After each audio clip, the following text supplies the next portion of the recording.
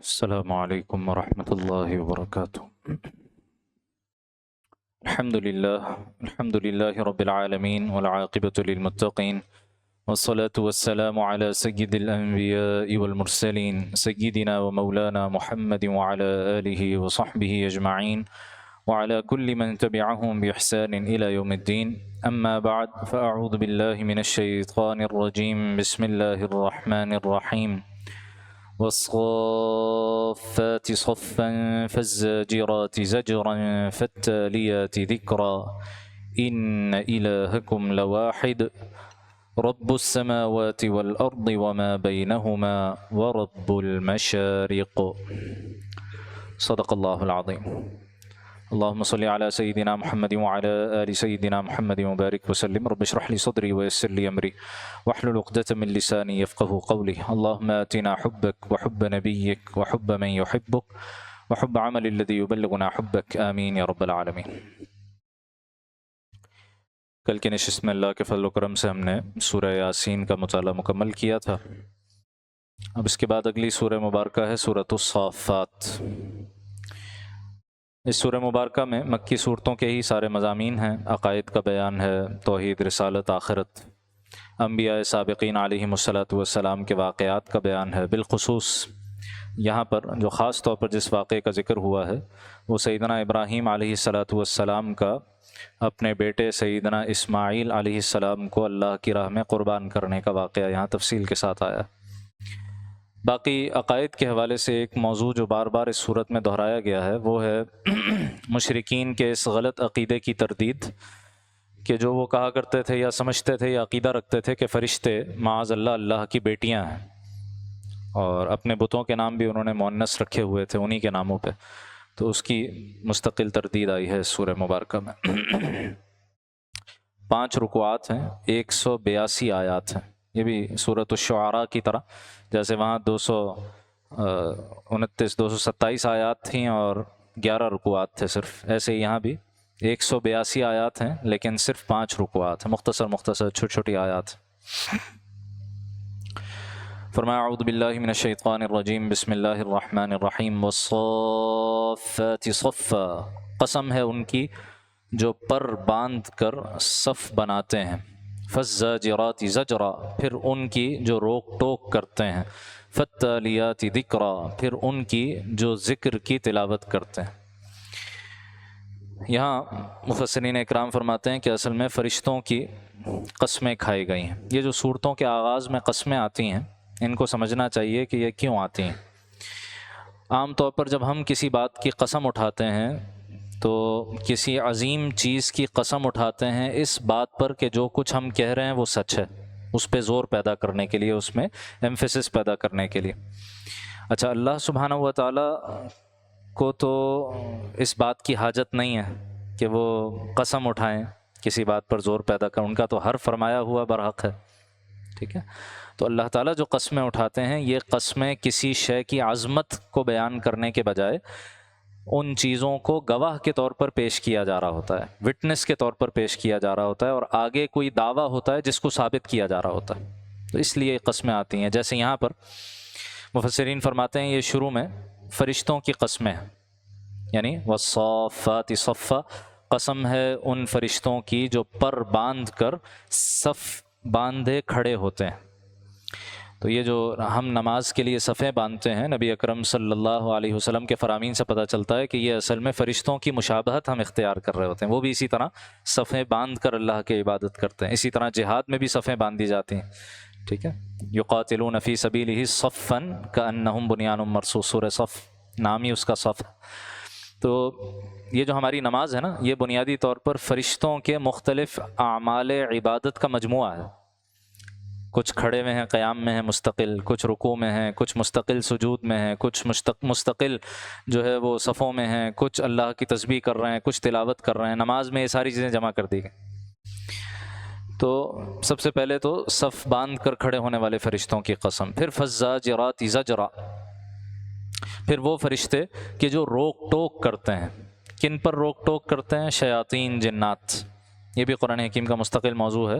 سورہ حجر میں بھی ہم نے دیکھا اور دیگر مقامات پر بھی آیا کہ یہ جو جنات ہیں یہ ملائے اعلیٰ آسمانوں میں اوپر جا کر وہاں کی خبریں اچکنے کی کوشش کرتے تھے. بالخصوص جب وحی کا نزول ہو رہا ہوتا تھا تو وہ چاہتے تھے کہ اس وحی کے میں سے کوئی لفظ ہم پہلے سے اچک لیں. تو بہت سخت پہرا ہوتا تھا فرشتوں کا کہ کسی جن کو قریب نہیں آنے دیا جاتا تھا. کوئی قریب آتا تھا تو شہاب ثاقب اس کو ایک یعنی ستارے کا ایک ٹکڑا مار کر اس کو بھگایا جاتا. تو یہاں پر فرمایا گیا پھر قسم ہے ان فرشتوں کی جو روک ٹوک کرتے ہیں فرشتوں یہ جنات کو، شیاطین کو روکتے ہیں. اور نمبر 3 فالتالیات ذکرا، پھر ان کی جو ذکر کی تلاوت کرتے ہیں. ذکر قرآن کے ناموں میں سے بھی ایک نام ہے، تو فرشتے بھی قرآن کی تلاوت کر رہے ہوتے ہیں. ٹھیک ہے. اور دوسری تفسیر اس کی یہ کی گئی جو اللہ کے ذکر میں مشغول رہتے ہیں.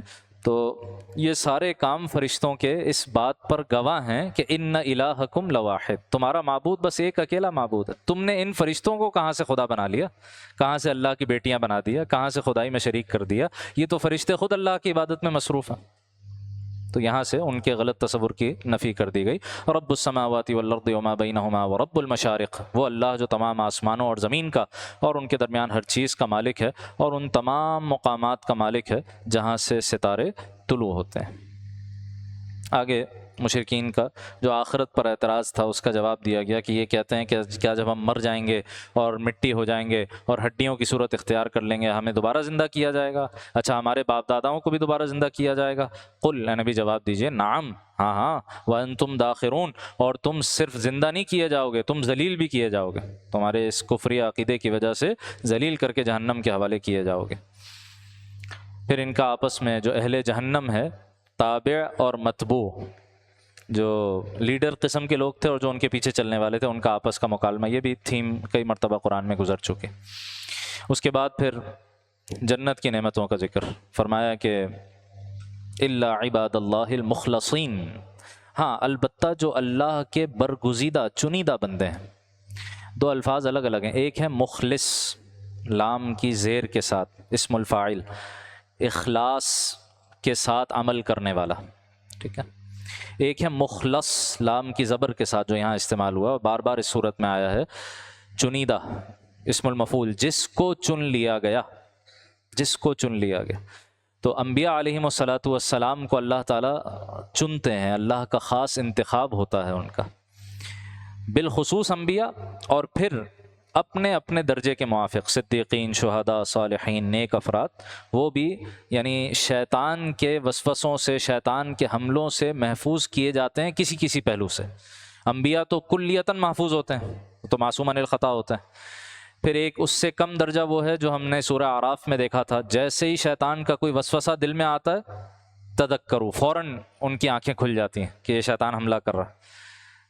پھر اس سے کم درجہ سورہ آل عمران میں آیا تھا، کوئی گناہ کر بیٹھتے ہیں پھر خیال ہوتا ہے کہ یہ ہم سے کیا ہو گیا، پھر توبہ اور استغفار کرتے ہیں اللہ کے حضور. تو اپنے اپنے درجے کے موافق اللہ سبحانہ و تعالیٰ کے چنیدہ بندے ہیں، ان کے لیے جنت کی نعمتوں کا بیان. اولئک لہم رزق معلوم، ان کے لیے طے شدہ رزق ہے. فواکہ یعنی میوے ہیں، وہم مکرمون فی جنات النعیم، اور نعمت بھرے باغات میں ان کی پوری پوری عزت ہوگی. علی سرر متقابلین، اونچی اونچی نشستوں پر آمنے سامنے بیٹھے ہوں گے. یطاف علیہم بکأس من معین، ایسی لطیف شراب کے جام ان کے لیے گردش میں آئیں گے. بیضاء لذۃ للشاربین، جو سفید رنگ کی ہوگی پینے والوں کے لیے سراپا لذت. لا فیہا غول، نہ تو اس سے سر میں کوئی خمار ہوگا، ولا ہم عنہا ینزفون، نہ ان کی عقل بہکے گی. شراباً طہورا، جسے قرآن سورہ تغابن میں کہتا ہے پاکیزہ شراب ہوگی.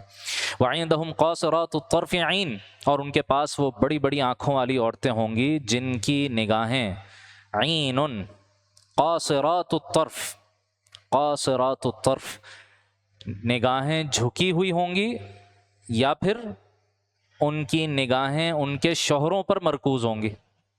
اب یہ جنت کا بیان ہو رہا ہے جہاں کسی قسم کی کوئی پابندی نہیں ہے. جنت میں تو ہر طرح کی نعمتیں ہیں، لیکن جنتی خواتین کا بھی کردار قرآن حکیم کیا بیان کرتا ہے کہ ان کی نگاہیں جھکی ہوئی ہوں گی یا ان کی نگاہیں صرف اپنے شوہروں پر مرکوز ہوں گی. تو یہاں دنیا میں بھی کیا ہونا چاہیے؟ نگاہیں جھکی ہوئی ہونی چاہیے. اور یہ تو حکم مردوں کے لیے بھی عورتوں کے لیے بھی. سورہ نور میں ہم تفصیل سے دیکھ چکے. کأنہن بیض مکنون. پھر آپ دیکھیے دوبارہ ان کی کیا صفت بیان ہو رہی ہے. ان کا بے داغ وجود ایسا لگے گا جیسے وہ گرد و غبار سے چھپا کر رکھے ہوئے انڈے ہوں. چھپا کر رکھے گا. پھر وہی پوشیدگی.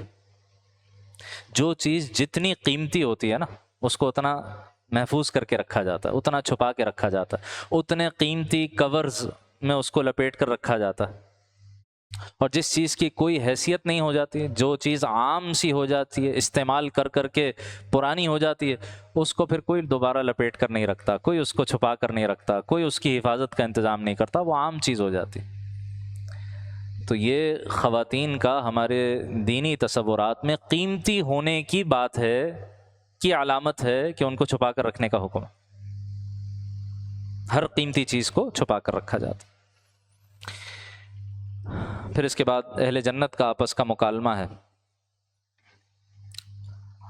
پھر حضرات انبیاء علیہم السلام کے واقعات کا بیان ہے. سیدنا نوح علیہ السلام کا تذکرہ بہت مختصر کیا گیا. اس کے بعد ابراہیم علیہ السلام کا تذکرہ. ابراہیم علیہ السلام کو ان کی قوم کے لوگوں نے اپنے ساتھ ایک تہوار میں چلنے کو کہا. اس کی طرف اشارہ سورہ انبیاء میں آ چکا. وہاں بتوں کو توڑنے والا واقعہ تفصیل کے ساتھ آیا تھا, یہاں وہ مختصر ہے, لیکن اس کے بعد پھر حضرت اسماعیل علیہ السلام کی قربانی کا واقعہ مفصل ہے. تو قوم کے لوگوں نے اپنے ساتھ چلنے کو کہا کہ ہمارا کوئی تہوار ہے آئیں. تو فقال انی سقیم. تو حضرت ابراہیم علیہ السلام نے کہا بھی میں تو بیمار ہوں, میں تو بیمار ہوں. اچھا, ہو سکتا ہے واقعتاً بیمار ہوں, لیکن یہ بھی ہو سکتا ہے کہ یہ حضرت ابراہیم علیہ السلام نے ایک طوریہ اختیار کیا. طوریہ کسے کہتے ہیں کہ آدمی بات کوئی کہے, اس کی مراد کچھ اور ہو لیکن سننے والا کوئی اور مراد لے. ٹھیک ہے. اچھا, اس کے لیے بخاری شریف کی روایت میں حضرت ابراہیم علیہ السلام کے لیے کذب, اچھا کذب کا لفظ عام طور پر جھوٹ کے لیے بولا جاتا ہے, تو ابراہیم علیہ السلام کے 3 کذب کا ذکر بخاری شریف کی روایت میں آیا. تو جدید دور کے بعض لوگ جنہوں نے تفسیریں وغیرہ لکھنے کی کوشش کی اور کچھ دین پر کلام کرنے کی کوشش کی, وہ اس مخمصے میں پھنس گئے کہ ایک طرف تو بخاری شریف کی حدیث ہے, سند پر کلام نہیں ہو سکتا, لیکن دوسری طرف نبی کی طرف جھوٹ کی نسبت, یہ کیسے ہو سکتی؟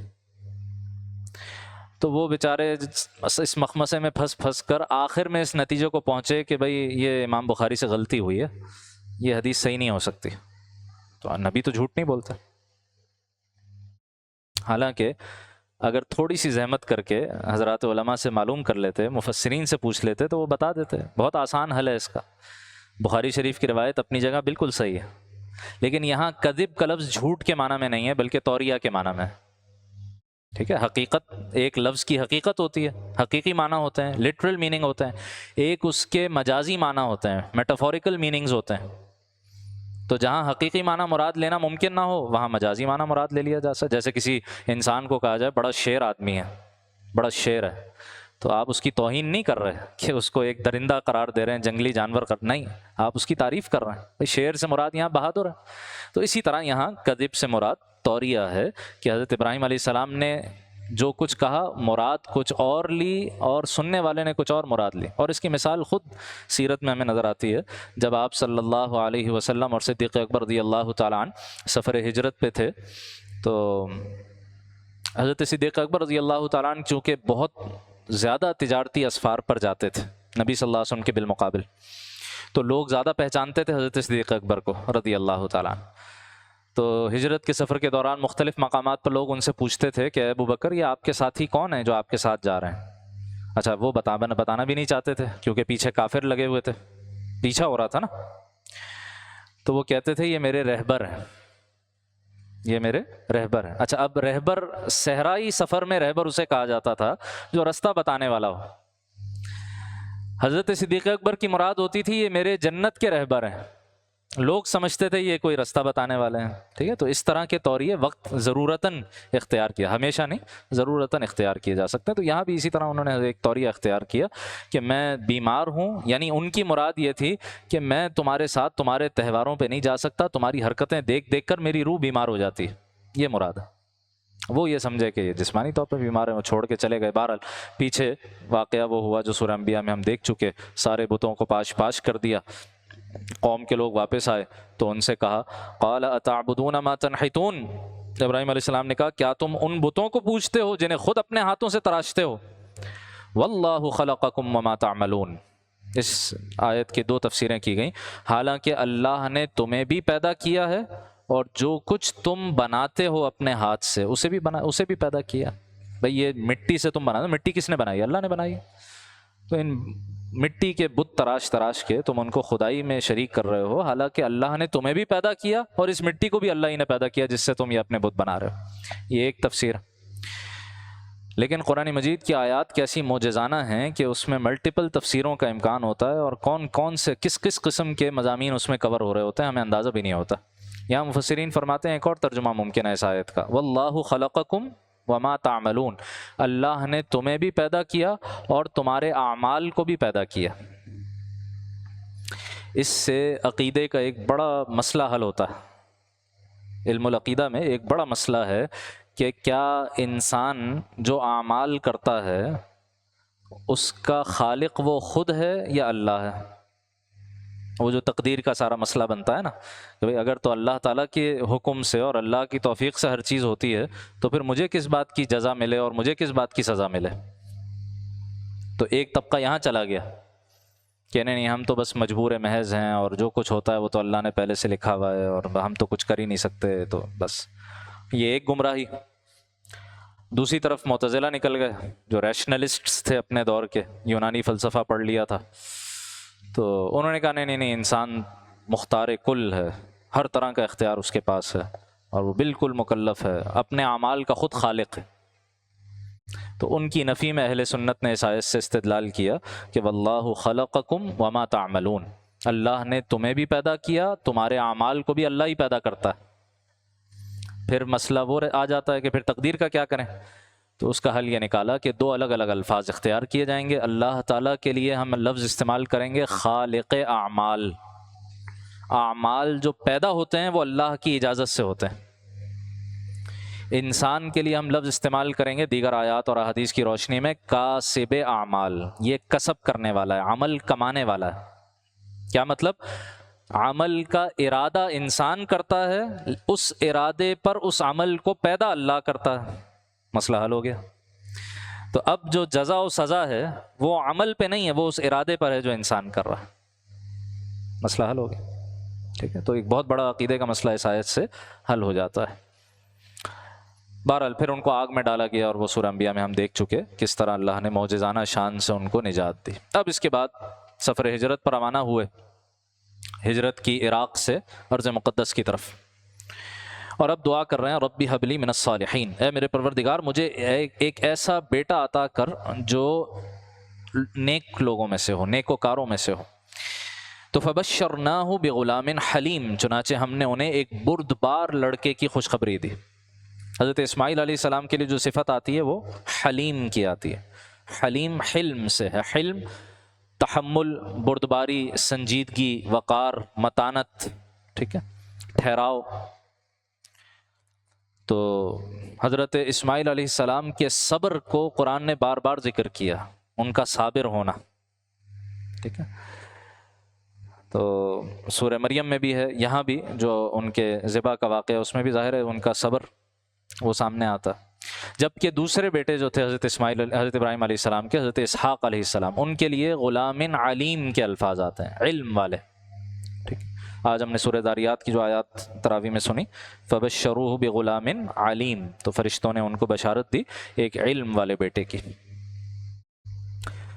فلما بلغ معہ السعی، پھر جب وہ لڑکا ابراہیم علیہ السلام کے ساتھ چلنے پھرنے کے قابل ہو گیا، ان کے ساتھ کاموں میں ہاتھ بٹانے لگا. روایات، تاریخی روایات سے پتہ چلتا ہے، حتمی طور پہ تو ہم نہیں کہہ سکتے، تاریخی روایات سے پتہ چلتا ہے کہ ابراہیم علیہ السلام کے ہاں جو پہلے بیٹے اسماعیل علیہ السلام کی پیدائش ہوئی ہے وہ اس وقت ہوئی ہے جب ان کی عمر 87 سال کی تھی، 87۔ اور اب جو یہ واقعہ پیش آ رہا ہے یہ اس وقت کا ہے جب ابراہیم علیہ السلام کی عمر 100 برس کی ہو چکی ہے، بیٹا 13 سال کا ہو چکا۔ اب اللہ تعالیٰ نے سب سے کٹھن، سب سے کڑا، سب سے مشکل امتحان لیا ہے ابراہیم علیہ السلام کا۔ ان کی پوری زندگی امتحانوں سے عبارت ہے۔ سورہ بقرہ میں ہم پڑھا ہے وَإِذِ ابْتَلَىٰ إِبْرَاهِيمَ رَبُّهُ بِكَلِمَاتٍ، وہ وقت یاد کرو جب ابراہیم کو ان کے رب نے بڑی بڑی باتوں میں آزمایا، بہت بڑے بڑے امتحان لیے۔ والد نے گھر سے نکال دیا توحید کی وجہ سے، پوری قوم سے مقابلہ کیا، جو ستارہ پرست تھے، سورج پرست تھے، چاند پرست تھے، سب کا مقابلہ کیا، بتوں کو پاش پاش کیا، نمرود سے جا کے مناظرہ کیا، اس کو مناظرے میں شکست دی، آگ میں ڈالے گئے، پھر ہجرت کی، علاقہ چھوڑ کر دوسری جگہ چلے گئے، پھر حکم ہوا کہ بیوی ہاجرہ اور بیٹے اسماعیل علیہ السلام کو جا کر چھوڑاؤ مکہ کی وادی میں، جہاں نہ پانی کی بوند، نہ کھانا، نہ انسان، کچھ بھی نہیں، موت کے حوالے کر کے آ جاؤ۔ سارے امتحانات پورے کر دیے، لیکن ابھی بھی ایک امتحان باقی ہے۔ قال یا بنیا، ابراہیم علیہ السلام نے کہا ہے میرے پیارے بیٹے، انی ارا فی المنام انی اذبحک، بے شک میں تو خواب میں دیکھتا ہوں کہ میں تمہیں ذبح کر رہا ہوں۔ اور نبی کا خواب کیا ہوتا ہے؟ وحی ہوتا ہے، اللہ کا حکم ہوتا ہے۔ فانظر ماذا ترا، اب ذرا بتاؤ سوچ کر تمہاری کیا رائے بنتی ہے۔ یہ جو پوچھا ابراہیم علیہ السلام نے اس لیے نہیں پوچھا تھا کہ اگر بیٹا منع کر دے گا تو ذبح نہیں کریں گے، وہ تو اللہ کا حکم ہے تو کرنا ہی کرنا ہے۔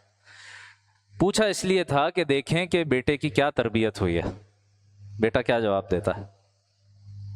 کیا خوبصورت جواب دیا، قال یا ابت افعل ما تؤمر، کہا ابا جان آپ وہی کیجئے جس کا آپ کو حکم دیا جا رہا ہے۔ ستجدنی انشاء اللہ من الصابرین، انشاء اللہ اگر اللہ نے چاہا تو آپ مجھے صبر کرنے والوں میں سے پائیں گے۔ اور کیا عجیب منظر ہوگا، ابراہیم علیہ السلام کے ایک ہاتھ میں چھری، دوسرے ہاتھ میں بچے کا ہاتھ، اور مینا کی قربان گاہ کی طرف جا رہے ہیں، پیچھے ان کی والدہ حیران پریشان کہ یہ کیا ہو رہا ہے، ساتھ ساتھ جا رہی ہیں۔ اور یہ جو ہم حج کے دوران رمی کرتے ہیں تو وہ شیطان نمودار ہوا نا، پہلے ابراہیم علیہ السلام کو بہکانے کی کوشش کی، پھر اسماعیل علیہ السلام کو بہکانے کی کوشش کیا، سیدہ حجرہ کو بہکانے کی کوشش کی، تینوں نے پتھر مار مار کے بھگایا، اسی کی یاد میں ہم رمی کرتے ہیں۔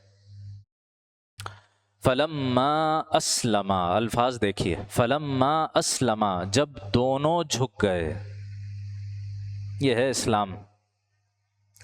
حکم سمجھ میں آئے نہ آئے، آسان ہو مشکل ہو، پسند آئے نہ آئے، ایک مرتبہ ثابت ہو گیا کہ اللہ کا حکم ہے، بس گردن جھکانی ہے، اسی کا نام اسلام ہے۔ تو فلما اسلما، چنانچہ وہ بڑا عجیب منظر تھا جب دونوں نے سر جھکا دیا، وَتَلَّهُ لِلْجَبِينِ، اور باپ نے بیٹے کو پیشانی کے بل لٹا دیا۔ پیشانی کے بل کہ چہرہ سامنے نہ ہو، کہیں چھری چلاتے ہوئے کوئی رکاوٹ نہ ہو جائے، اور اپنے تئیں چھری چلا دی۔ کیا ہمت چاہیے ہوگی اس کام کے لیے، کیا قوت چاہیے ہوگی اس کام کے لیے، لیکن اللہ تعالیٰ کو امتحان مقصود تھا، بیٹے کی جان لینا مقصود نہیں تھی۔ تو وَنَادَيْنَاهُ، تو ہم نے انہیں پکارا، اَن یا ابراہیم، اے ابراہیم، قد صدقت الرؤیا، تم نے تو اپنا خواب بھی سچ کر دکھایا۔ اِنَّا كَذَلِكَ نَجْزِي الْمُحْسِنِينَ، یقیناً ہم نیک لوگوں کو ایسے ہی صلہ دیتے ہیں۔ إِنَّ هَذَا لَهُوَ الْبَلَاءُ الْمُبِينُ، یہ تو ایک بہت کھلا امتحان تھا، بہت بڑا امتحان تھا، خود اللہ کہہ رہے ہیں، امتحان لینے والا کہہ رہا ہے کہ بڑا مشکل امتحان تھا۔ وَفَدَيْنَاهُ بِذِبْحٍ عَظِيمٍ، اور ہم نے اسماعیل کی جان کے بدلے ایک عظیم فدیہ دے کر اس بچے کو بچا لیا، جنت سے مینڈا لایا گیا، وہ ذبح ہوا، اسی کی یاد میں قربانیاں ہم انجام دیتے ہیں۔ وَتَرَكْنَا عَلَيْهِ فِي الْآخِرِينَ، اور جو لوگ بعد میں آئے ان میں ہم نے یہ روایت قائم کی کہ وہ کہا کریں سلام علی ابراہیم، سلامتی ہو ابراہیم پر علیہ السلام، كَذَلِكَ نَجْزِي الْمُحْسِنِينَ، ہم نیکی کرنے والوں کو ایسے ہی صلہ دیتے ہیں۔ إِنَّهُ مِنْ عِبَادِنَا الْمُؤْمِنِينَ، یقیناً وہ ہمارے مومن بندوں میں سے تھے۔ اس کے بعد سیدنا اسحاق علیہ السلام کا تذکرہ، سیدنا موسیٰ اور سیدنا ہارون علیہ السلام کا تذکرہ، پھر سیدنا الیاس علیہ السلام کا تذکرہ۔ وَإِنَّ إِلْيَاسَ لَمِنَ الْمُرْسَلِينَ، اور بے شک الیاس علیہ السلام بھی پیغمبروں میں سے تھے۔ ان کے بارے میں قرآن مجید میں زیادہ تفصیلات نہیں ہیں، بنی اسرائیل کی جو روایات ہیں ان سے اندازہ ہوتا ہے کہ یہ بنی اسرائیل ہی کے پیغمبروں میں سے ایک تھے، اور सैयदना यूसुफ अलैहिस्सलातु वस्सलाम के कुछ अरसे बाद इनका ज़माना है। इनको बनी इसराइल के एक ऐसे तबके की तरफ भेजा गया था जिसमें खुल्लम खुल्ला शिरक और बुत परस्ती पैदा हो गई थी। वैसे तो बनी इसराइल कौन है, यहूदी ख़ास तौर पर, वो तो मुवाहिद हैं, एक अल्लाह को मानते हैं, लेकिन वक्तन फ़वक्तन इनमें शिरक पैदा होता रहा ना। जैसे वो मूसा अलैहिस्सलाम के ज़माने में वो बछड़े को माबूद बना लिया था, और हज़रत उज़ैर अलैहिस्सलाम को सूरह तौबा में हमने देखा, वक़ालतिल यहूदु उज़ैर इब्नुल्लाह, ये यहूदी कहते हैं उज़ैर अल्लाह के बेटे हैं, माअज़ल्लाह। इसी तरह एक इनका गिरोह था जिसने एक बुत बना लिया था और उसको खुदा समझते थे। उसका नाम भी यहाँ जिक्र हुआ, इज़ क़ाल लिक़ौमिही अला तत्तक़ून, जब उन्होंने अपनी कौम से कहा था क्या तुम अल्लाह से डरते नहीं हो, अतदऊना बाला, क्या तुम बाल नामी बुत की पूजा करते हो, व तदरून अहसनल खालिकीन, और तुम उसको छोड़ देते हो जो बेहतरीन तख्लीक करने वाला है, अल्लाह रब्बकुम व रब्ब आबाइकुमुल अव्वलीन, वो अल्लाह जो तुम्हारा भी रब है, तुम्हारे बाप दादा जो तुमसे पहले गुजर चुके हैं उनका भी रब। तो बाल नामी बुत की पूजा होती थी। और अजीब इत्तेफाक है भी, आजकल इसका बड़ा तस्करा भी चल रहा है, अगर आपने न्यूज़ वगैरह में देखा हो तो ये जो एप्स्टीन फाइल्स का मामला खुला है तो इसमें बाकायदा वो बाल का तस्करा। अब कहाँ तक इसकी हकीकत है अल्लाह ही जानता है, क्या सच है क्या झूठ है, मीडिया पे आने वाली किसी बात को 100% लेना भी मुश्किल होता है, लेकिन अगर ये है तो आप देखिए कि जिस शुगर कोटिंग के साथ और वाइट वॉश के साथ मगरिब की तहजीब हमें दिखाई जाती है, उसके पीछे क्या क्या गंदगियाँ हैं तो खुल खुल कर सामने आ रहा है, खुल खुल कर सामने आ रहा है, खुल्लम खुल्ला शैतान की परस्तिश और बुतों की पूजा, पता नहीं क्या क्या हो रहा है।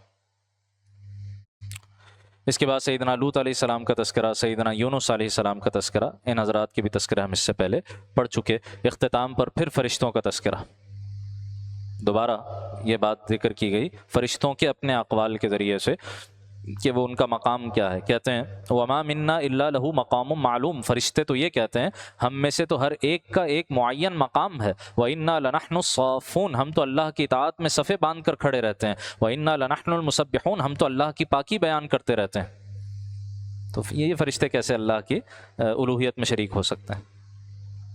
इसके बाद अल्लाह ताला ने अपने पैगम्बरों के बारे में ऐलान फरमा दिया, वलक़द सबक़त कलिमतुना लिइबादिनल मुरसलीन, और हम पहले ही अपने पैगम्बर बंदों के बारे में ये बात तय कर चुके हैं, इन्नहुम लहुमुल मंसूरून, यकीनी तौर पर उनकी मदद की जाएगी, व इन्न जुंदना लहुमुल गालिबून, और हकीकत यह है कि हमारा ही लश्कर वो है जो गालिब आकर रहता है। फ़तवल्ला अन्हुम हत्ता हीन, ए नबी कुछ वक्त तक इन लोगों से बेपरवाह हो जाइए। वह अबसिरहुम, और इन्हें देखते रहिए। फसौफ युबसिरून, अन करीब ये खुद भी देख लेंगे। अफबिअज़ाबिना यस्तअजिलून, भला क्या ये हमारे आज़ाब के बारे में जल्दी मचा रहे हैं। अब धमकी दी गई, फ़इज़ा नज़ल बिसाहतिहिम, सो जब वो उनके सहन में आत उतरेगा, जब वो आज़ाब उनके घर में आ उतरेगा, फसा सबाहुल मुनज़रीन, तो जिन लोगों को ख़बरदार किया जा चुका था उनकी वो सुबह बहुत बुरी होने वाली है, बहुत बुरी होगी। नबी अकरम सल्लल्लाहु अलैहि वसल्लम ने ये अल्फाज इख्तियार फरमाए जब आप अलैहिस्सलाम 1600 साहबा इकराम के लश्कर के साथ खैबर पर हमला आवर हुए, यहूदियों का जो गढ़ था, और आप रात की तारीकी में खैबर पहुँच गए और दिन के वक्त, अच्छा उन खैबर वालों को कोई ख़बर नहीं कि मुसलमान आए हुए हैं, लश्कर बाहर खड़ा हुआ है किलों के बाहर। सुबह को सब अपने फावड़े लिए और कुलाड़े लिए और हल खेती बाड़ी का सामान लिए किलों से बाहर निकले। जैसे ही रोशनी में देखा तो मुसलमानों का लश्कर खड़ा हुआ, एक भगदड़ मच गई।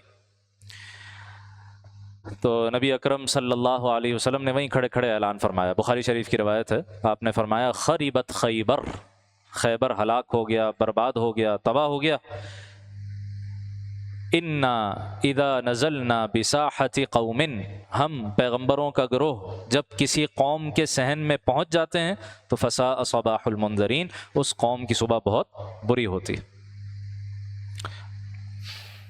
वतवल्ला अन्हुम हत्ता हीन, नबी अभी कुछ वक्त तक इनसे दरगुजर कीजिए, व अबसिर, और देखते रहिए, फसौफ युबसिरून, अन करीब ये भी देख लेंगे।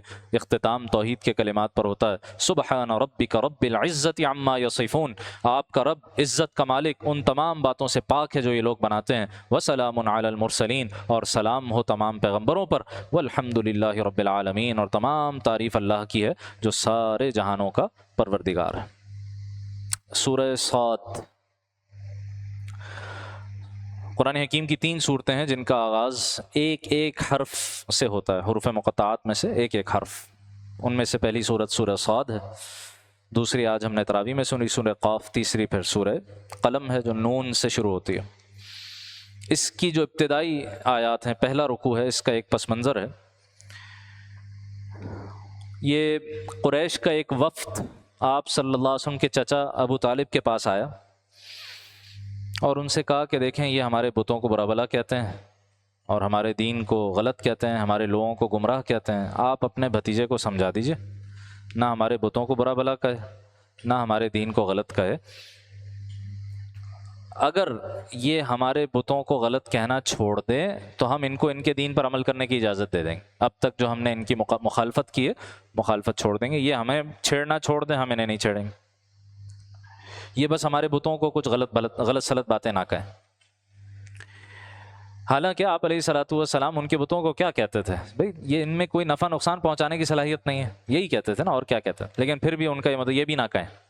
اچھا، تو بلایا آپ کے چچا نے آپ کو اور کہا کہ بھتیجے یہ بات کہہ رہے ہیں۔ تو آپ صلی اللہ علیہ وسلم نے فرمایا چچا جان، کیا میں انہیں اس چیز کی دعوت نہ دوں جو ان کے لیے بہت بہترین ہے، ان سب کے لیے بہتری ہے اس میں؟ آپ کے چچا نے پوچھا اچھا وہ کیا چیز ہے؟ آپ نے فرمایا میں انہیں ایک ایسا کلمہ کہلانا چاہتا ہوں کہ اگر وہ کلمہ کہہ دیں تو سارا عرب ان کے سرنگوں ہو جائے گا، سارے عجم پر ان کی ملکیت ہو جائے گی۔ ایک کلمہ کہنا ہے بس، سارا عرب ان کے تابع ہوگا، سارا عجم ان کی ملکیت میں ہوگا۔ تو آپ کے چچا نے ان سرداروں سے کہا بھئی وہ تو صرف ایک کلمے کا مطالبہ کر رہے ہیں جس سے یہ ہو جائے گا۔ انہوں نے کہا ایسے ایک نہیں 10 کلمات ہم کہنے کو تیار ہیں، عرب اور عجم کے مالک ہو جائیں تو ہمیں اور کیا چاہیے؟ آپ نے کہا کلمہ توحید پڑھ لو، وہی کلمہ، اور ان بتوں کو چھوڑ دو۔ وہاں سے وہ اپنے کپڑے اپڑے جھاڑ کر اٹھ گئے اور کہنے لگے کیا ہم سارے معبودوں کو چھوڑ کر بس ایک کو اختیار کر لیں؟ اور ایسا لگتا ہے کہ اس کے پیچھے ان کا کوئی ارادہ ہے، یہ کوئی سرداری چاہتے ہیں، یہ کوئی اپنی سلطنت چاہتے ہیں، یہ کوئی اپنی بادشاہت چاہتے ہیں، تو لہٰذا اٹھو یہاں سے اور اپنے بتوں کی مدد کرو۔ تو بالکل یہی پورا واقعہ پہلے رکوع میں اللہ سبحانہ و تعالیٰ نے ذکر فرما دیا۔ آیت نمبر 4 میں فرمایا وَعَجِبُوا أَن جَاءَهُم مُنذِرٌ مِّنْهُمْ، ان قریش کے لوگوں کو اس بات پر تعجب ہوا ہے کہ ان کے پاس ایک خبردار کرنے والا انہی میں سے آ گیا ہے۔ وَقَالَ الْكَافِرُونَ هَذَا سَاحِرٌ كَذَّابٌ، اور ان کافروں نے تو یہ کہہ دیا ہے کہ یہ تو جادوگر ہیں، کذاب۔ ایک ہوتا ہے کاذب، جھوٹا، ایک ہے کذاب، بہت بڑا جھوٹا، بہت بڑا جھوٹا۔ نبی علیہ السلام کی شان میں ایسی گستاخی۔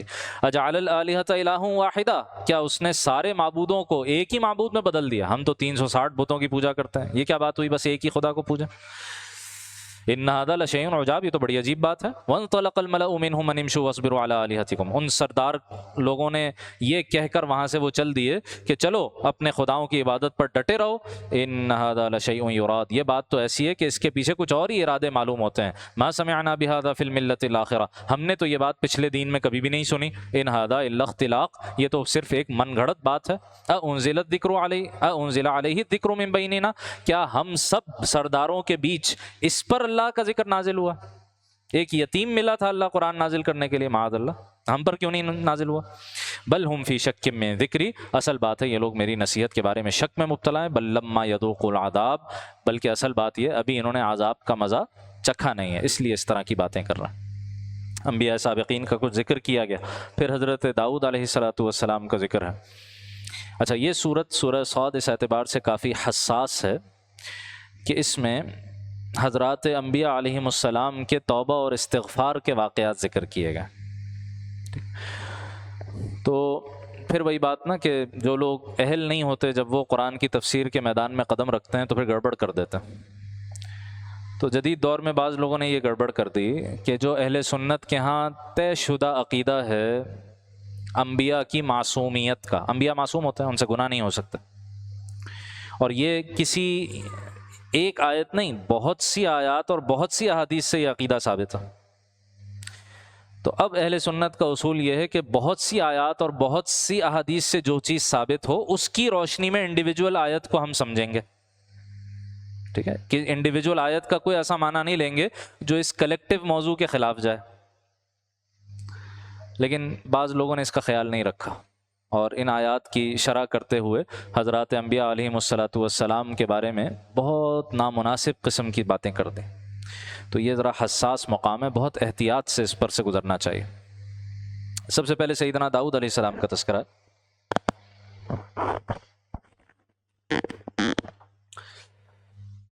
سیدنا داؤد علیہ السلام نے اپنے اوقات کو تقسیم کیا ہوا تھا۔ گھر میں اپنے اوقات کو 3 حصوں میں تقسیم کیا ہوا تھا۔ ایک حصہ خود اللہ تعالیٰ کی عبادت میں مصروف رہتے تھے، ایک حصہ گھر والے وہ عبادت میں مصروف رہتے تھے، اور ایک حصہ انہوں نے مختص کیا ہوا تھا لوگوں کی مسائل سننے کے لیے، کہ کوئی ایسا مسئلہ جو دربار میں نہیں حاضر ہو سکا وہ گھر آ کے مسئلہ بیان کر دے۔ بادشاہ تھے اپنے وقت کے۔ تو اب جس وقت میں حضرت داؤد کی عبادت کا وقت تھا اور اس وقت دروازہ بند تھا، کسی کو اندر آنے کی اجازت نہیں ہوتی تھی، اس وقت اذ تصور المحراب کہ ان کی عبادت گاہ کی دیوار چڑھ کر 2 آدمی اندر آ گئے۔ تو داؤد علیہ السلام گھبرا گئے، پتہ نہیں کس ارادے سے آئے، مرکزی دروازے سے نہیں آئے، دروازہ تو بند ہے، اجازت لے کر آنا چاہیے تھا، وہ دیوار پھلانگ کر آ گئے۔ انہوں نے کہا ڈریے مت، ہمارا ایک آپس کا ایک جھگڑا ہے، تو انصاف کے ساتھ ہمارے درمیان فیصلہ کر دیجئے۔ تو ایک آدمی نے کہا کہ یہ میرا بھائی ہے۔ اب وہ حقیقی بھائی ہے یا ویسے ہی دینی بھائی ہے؟ بس کہا یہ میرا بھائی ہے، اس کے پاس 99 دمبیاں ہیں، 99 دمبیاں ہیں، اور میرے پاس ایک ہی دمبی ہے، اور یہ مجھ پر پریشر ڈال رہا ہے، زور دے رہا ہے، طرح طرح سے حربے استعمال کر رہا ہے کہ کسی طرح مجھ سے میری ایک دمبی بھی لے لے، حالانکہ اسی کے دودھ پر گزارا ہو رہا ہوتا ہے اور اسی کو ہم پال رہے ہیں، تو یہ تو زیادتی کر رہا ہے میرے ساتھ۔ حضرت داؤد علیہ السلام نے فرمایا لقد ظلمک بسؤال نعجتک الی نعاجہ، کہ اس نے اپنی دمبیوں میں شامل کرنے کے لیے تمہاری دمبی کا جو مطالبہ کیا ہے اس میں یقیناً تو اس نے تم پر ظلم کیا ہے۔ اور پھر ایک حقیقت کا بیان ہے، وَإِنَّ كَثِيرًا مِّنَ الْخُلَطَاءِ، اور بہت سے لوگ جن کے درمیان شراکت ہوتی ہے، پارٹنرشپ ہوتی ہے، کوئی بھی بزنس کر رہے ہیں، کوئی بھی کاروبار کر رہے ہیں، ایک سے زیادہ اس کے مالک ہیں، ایک سے زیادہ پارٹنرز ہیں، لَيَبْغِي بَعْضُهُمْ عَلَى بَعْضٍ، ان میں سے اکثر ایک دوسرے پر زیادتی کر بیٹھتے ہیں۔ لالچ کسی بھی وقت انسان کو خراب کر دیتی ہے، اندر سے نیت خراب ہو جاتی ہے اس کی۔ تو جہاں پارٹنرشپس آتی ہیں وہاں عمومی طور پر یہی دیکھا گیا ہے کہ کاروباری معاملات میں جھگڑے آ جاتے ہیں۔ ہاں ایک ایکسیپشن ہے، الا الذین آمنوا وعملوا الصالحات، سوائے ان کے جو ایمان لائے اور نیک اعمال کریں، وہ پھر خیال کرتے ہیں اپنے سارے احکام کا، وقلیل ما ہم، لیکن ایسے لوگ بہت کم ہیں، ایسے لوگ بہت کم۔ ابھی یہ گفتگو چل رہی تھی کہ وظن داؤد انما فتناہ، تو داؤد علیہ السلام کو خیال ہوا کہ ہم نے انہیں آزمایا ہے۔ اب کیا آزمائش ہوئی، داؤد علیہ السلام کو اپنی کس خطا کا احساس ہوا، قرآن مجید خاموش ہے، ٹھیک ہے۔ مفسرین نے مختلف رائے ذکر کی ہیں کہ مثال کے طور پر 2 جھگڑا کرنے والے تھے نا، ایک کی بات سن کر فیصلہ فرما دیا، دوسرے کی بات نہیں سنی، ہو سکتا ہے اس وجہ سے اللہ نے توجہ دلائی، یا کوئی اور وجہ ہو۔ اچھا، جو کچھ اسرائیلی روایات میں حضرت داؤد علیہ السلام کے بارے میں آیا ہوا ہے وہ تو بات ایسی ہے ہی نہیں کہ زبان پر لائی جائے، اس قدر بیہودہ قسم کی باتیں اس میں، اور اس دور کے بعض لوگوں نے ان کو بھی آگے نقل کر دیا کہ بھائی تاریخ ہے تو اگر ہے تو ہے، نبی ہیں تو کیا ہوا، معاذ اللہ ثم معاذ اللہ، نہیں بھائی وہ روایت بیان کرنا جائز ہی نہیں ہے۔ حضرت داؤد علیہ السلام اس قدر بیہودہ روایت، تو اصول سمجھنا چاہیے، ابہموا ما ابہم اللہ، واقعات کے بارے میں اصول یہ ہے جس چیز کو اللہ نے مخفی رکھا ہے، پوشیدہ رکھا ہے، اسے تم بھی مخفی رکھو، اللہ کے حوالے کرو۔ ہمیں نہیں پتا کیا معاملہ تھا، بس اس واقعے کے ذریعے یہ جو کچھ ہوا اس کے ذریعے حضرت داؤد علیہ السلام کو احساس ہوا کہ اللہ تعالیٰ نے انہیں کوئی توجہ دلائی، چنانچہ انہوں نے خوب استغفار کیا، اللہ سے معافی مانگی، اور اللہ سبحانہ و تعالیٰ نے ان کے لیے معافی کا اعلان بھی فرما دیا۔ اسی طرح آگے حضرت سلیمان علیہ السلام کا ذکر آتا ہے، وَوَهَبْنَا لِدَاوُودَ سُلَيْمَانَ، اور ہم نے داؤد علیہ السلام کو سلیمان علیہ السلام جیسا بیٹا عطا کیا. نعم العبد، وہ بہترین بندے تھے. انہ اواب، واقعی وہ اللہ سے خوب لو لگائے ہوئے تھے. ایک واقعہ پہلے ان کا ذکر ہوتا ہے. اذ عرض علیہ بالعشی الصافنات الجیات، وہ ایک یادگار وقت تھا جب ان کے سامنے شام کے وقت بہترین نسل کے عمدہ گھوڑے پیش کیے گئے. ان کے لاؤ لشکر میں گھوڑے خاص، جو بہترین ان کی نسل ہوتی تھی، خاص نسل ہوتی تھی، اس کے گھوڑے پالے جاتے تھے جہاد کے لیے، جہاد میں استعمال کے لیے. تو ایک طرح سے جیسے آپ کہیں نا پریڈ ہو رہی ہے، تو ان گھوڑوں کو انسپیکشن کے لیے لایا گیا سیدنا سلیمان علیہ السلام کے سامنے. شام کا وقت ہے، گھوڑوں کی انسپیکشن میں مصروف ہیں. فقالا، ان گھوڑوں کو دیکھ کر سلیمان علیہ السلام نے کہا انی احببت حب الخیر عن ذکر ربی. یہ ایک تفسیر کے مطابق ابھی ہم ان آیات کا ترجمہ دیکھ رہے ہیں، ایک اور تفسیر بھی ہے، اس کے مطابق دوسرا ترجمہ بنے گا. پہلی تفسیر کے مطابق ترجمہ یہ ہے، میں نے اس دولت کی محبت اپنے رب کی یاد ہی کی وجہ سے اختیار کی ہے. مجھے ان گھوڑوں میں دلچسپی اس لیے ہے کہ یہ جہاد میں استعمال ہوتے ہیں، یہ دین کی خدمت میں استعمال ہوتے ہیں، اس لیے میں ان سے محبت کرتا ہوں. تو دنیا کی کسی شے سے آدمی محبت کرے وہ اللہ کی خاطر ہونی چاہیے، اللہ کے دین کی خاطر ہونی چاہیے. حتی توارت بالحجاب، یہاں تک کہ وہ گھوڑے اوٹ میں چھپ گئے، نظروں سے دور ہو گئے. لیکن حضرت سلیمان علیہ السلام کو ان سے ایسی محبت ان کے دل میں امڑ آئی، انہوں نے کہا ردوہا علی، ان کو کہا میرے پاس واپس لے آؤ، میرے پاس واپس لے آؤ.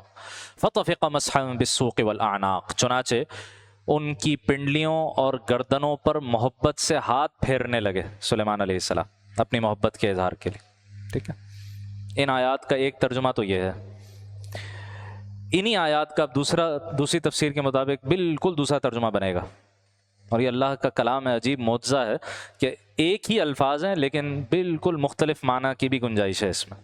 دوسری تفسیر کے مطابق ترجمہ یہ ہے، اذ عرض علیہ بالعشی الصافنات الجیات، وہ وقت بڑا یادگار تھا جب ان کے سامنے شام کے وقت بہترین نسل کے عمدہ گھوڑے لائے گئے. فقالا، تو حضرت سلیمان علیہ السلام نے کہا انی احببت حب الخیر عن ذکر ربی حتی توارت بالحجاب، مجھے تو اس دولت کی محبت نے اللہ کی یاد سے غافل کر دیا یہاں تک کہ سورج غروب ہو گیا. کیا مطلب؟ شام کا وقت حضرت سلیمان علیہ السلام کے خاص ذکر کا وقت تھا، ایک خاص وظیفہ تھا، وہ شام کو اس کا اہتمام کرتے تھے.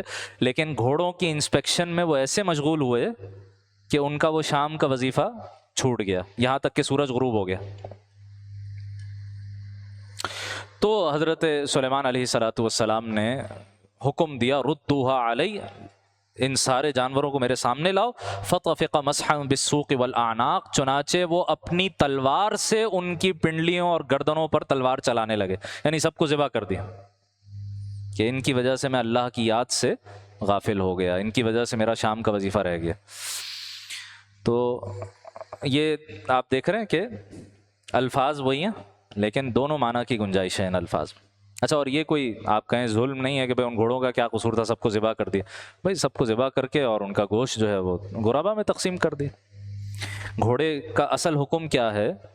اصلاً تو حلال جانور ہے، اس کو ہمارے ہاں مکروہ تحریمی اس لیے کہا جاتا ہے کہ وہ گھوڑے جو چونکہ جہاد میں استعمال ہوتے ہیں نا، تو یہ ایک سمبل ہے مسلمانوں کی طاقت کی. اور گھوڑوں کی اللہ نے قسمیں بھی کھائی ہیں قرآن میں، سورۃ العادیات آخری پارے میں اس میں گھوڑوں کی قسم بھی ہے. تو ان کے اعزاز اور ان کے اکرام میں، ان کے شرف اور آنر میں ان کو مکروہ تحریمی کہا گیا. ٹھیک ہے، تو ورنہ اپنی جگہ گوشت حلال ہے.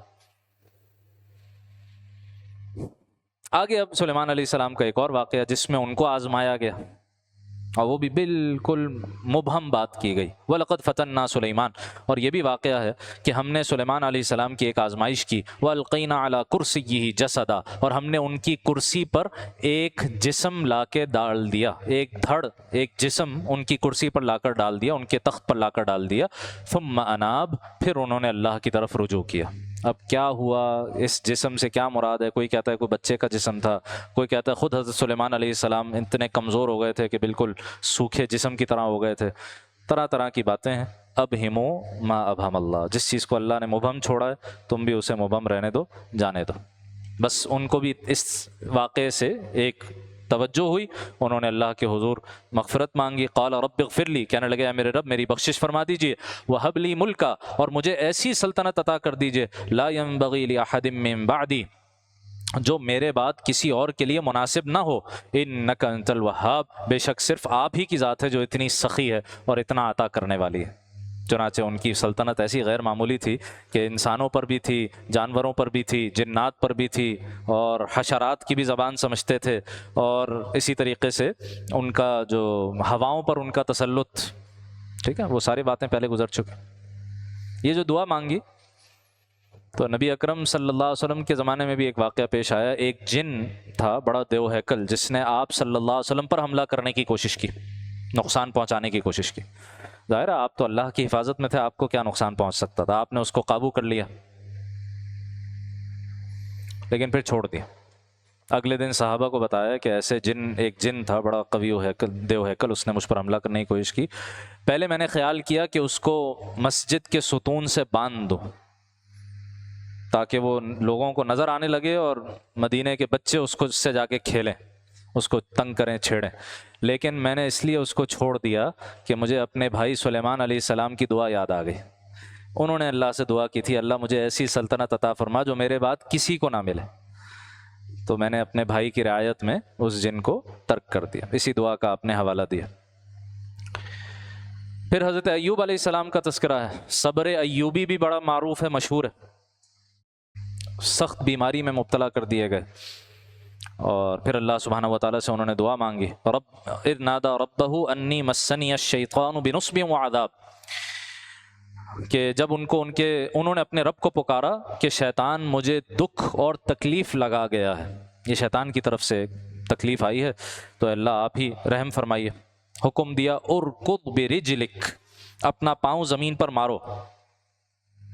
تو جیسے حضرت اسماعیل علیہ السلام کے پیر رگڑنے سے آب زمزم جاری ہو گیا تھا, ایسے ہی یہاں حضرت ایوب علیہ السلام کے زمین پر پیر مارنے سے پانی جاری ہو گیا. ھذا مغتسل بارد وشراب, یہ لو, یہ ٹھنڈا پانی نہانے کے لیے بھی ہے اور پینے کے لیے بھی ہے, اور اس پانی کے استعمال سے اللہ نے ان کو شفا عطا فرمائی. ووهبنا له اهله ومثلهم معهم, اس طرح ہم نے انہیں ان کے گھر والے بھی عطا کر دیے اور ان کے ساتھ اتنے ہی اور بھی.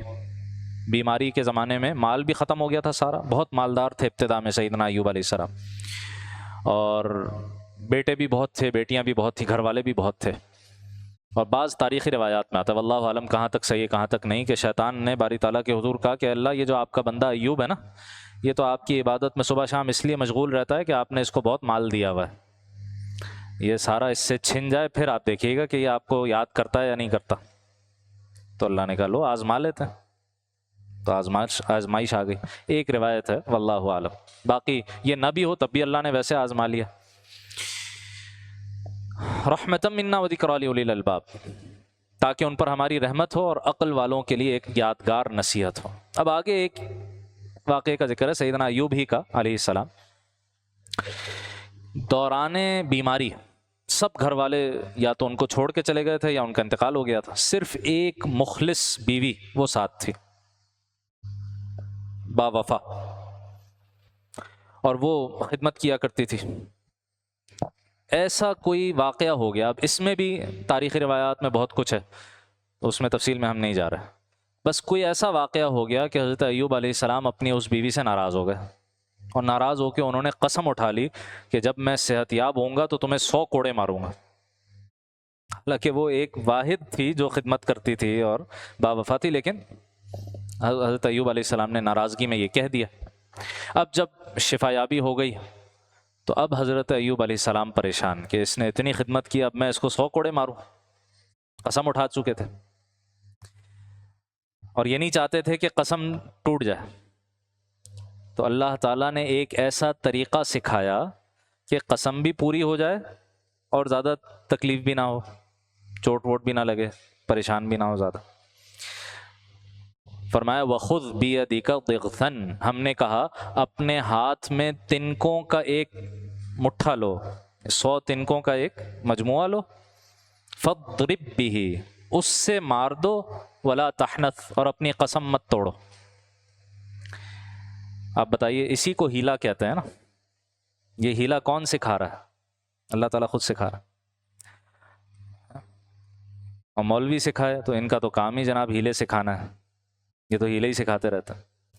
بھائی ہیلے دو طرح کے ہیں، ایک ممنوع ہے، وہ ہیلا جو ہم پہلے سورہ اعراف میں پڑھ چکے ہیں، وہ جو مچھلیوں والا واقعہ، اصحاب السبت ہفتے والے دن جن لوگوں نے مچھلی پکڑنے کے لیے ہیلے کیے تھے، وہ شریعت کے حکم کو بائی پاس کرنے کے لیے ہیلا تھا، تو اس پر اللہ نے انہیں سور اور بندر بنا دی۔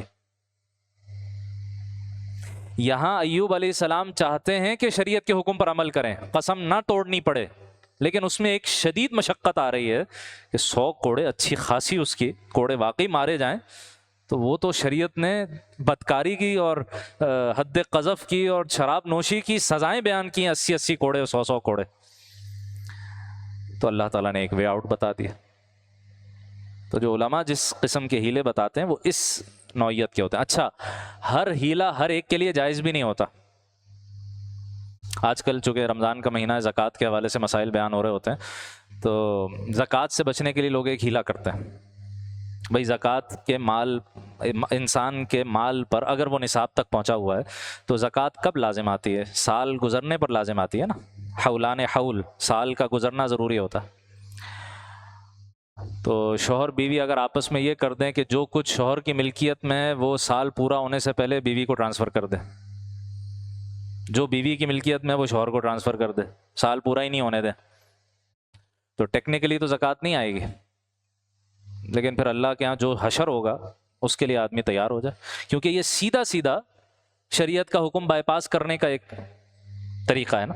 لیکن ہو سکتا ہے کسی شخص کے لیے جائز ہو، کوئی ایسا شخص ہے جس کے پاس محدود اماؤنٹ ہے، اس کی وہ زکوٰۃ نکالتا رہے، ٹھیک ہے، اور اس کے ذرائع آمدن اور کچھ نہ ہو، تو اس کا وہ سرمایہ کم ہوتا رہے گا، کم ہوتا رہے گا، کم ہوتا رہے گا۔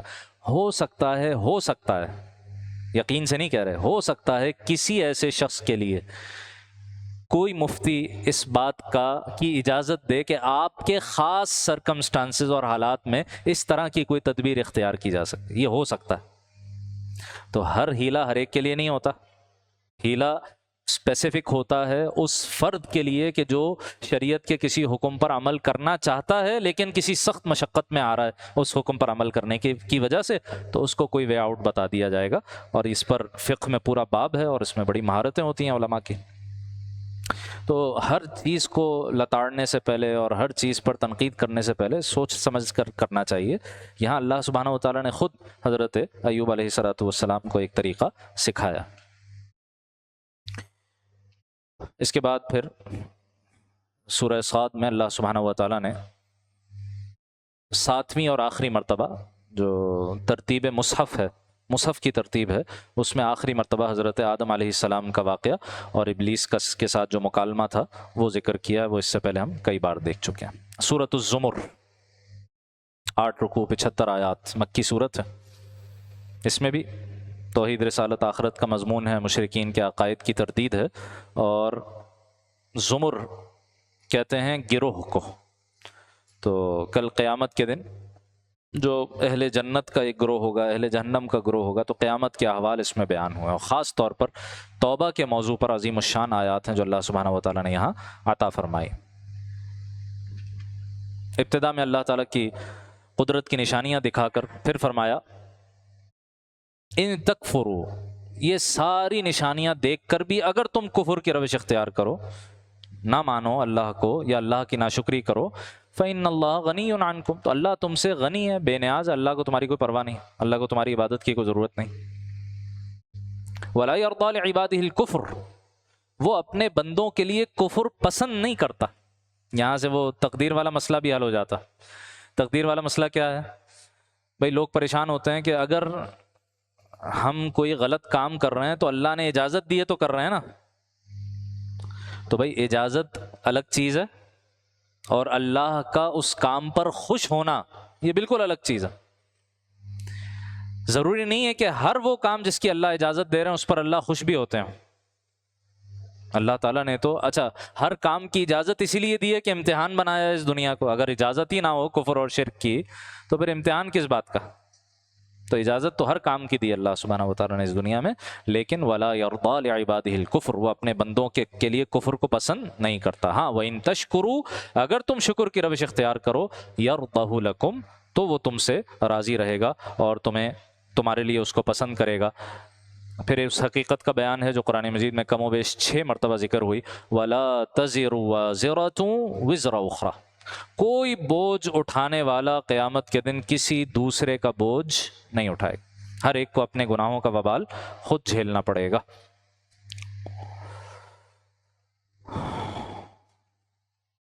آیت نمبر 9، عظیم الشان مقام ہے یہ بھی، فرمایا امن ہوا قانت آناء اللیل ساجدا وقائما، بھلا ایک وہ شخص جو کفر پر چل رہا ہے وہ ایسے شخص کے برابر ہو سکتا ہے جو رات کی گھڑیوں میں اپنے رب کی عبادت کرتا ہے، ساجدا وقائما، کبھی سجدے میں ہوتا ہے کبھی قیام میں ہوتا ہے، یحذر الآخرہ، آخرت سے ڈرتا رہتا ہے، ویرجو رحمت ربی، اپنے رب کی رحمت کا امیدوار ہو۔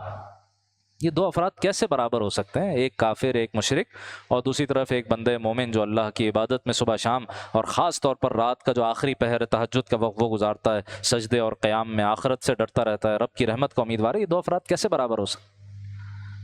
اب وہ الفاظ ہیں کہ جو بہت معروف ہیں، بہت مشہور ہیں، هل يستوي الذين يعلمون والذين لا يعلمون، تو کیا وہ لوگ جو علم رکھتے ہیں وہ کبھی ان کے برابر ہو سکتے ہیں جو علم نہیں رکھتے؟ اب یہاں اچھا یہ آیت عام طور پر علم کی فضیلت کو بیان کرنے کے لیے کوٹ ہوتی ہے نا، لیکن یہاں علم کسے کہا جا رہا ہے؟ پس منظر کے پر غور کریں تو یہاں علم کیا ہے؟ علم ہے اللہ کی پہچان، آخرت کا خوف، یہ اصل علم ہے۔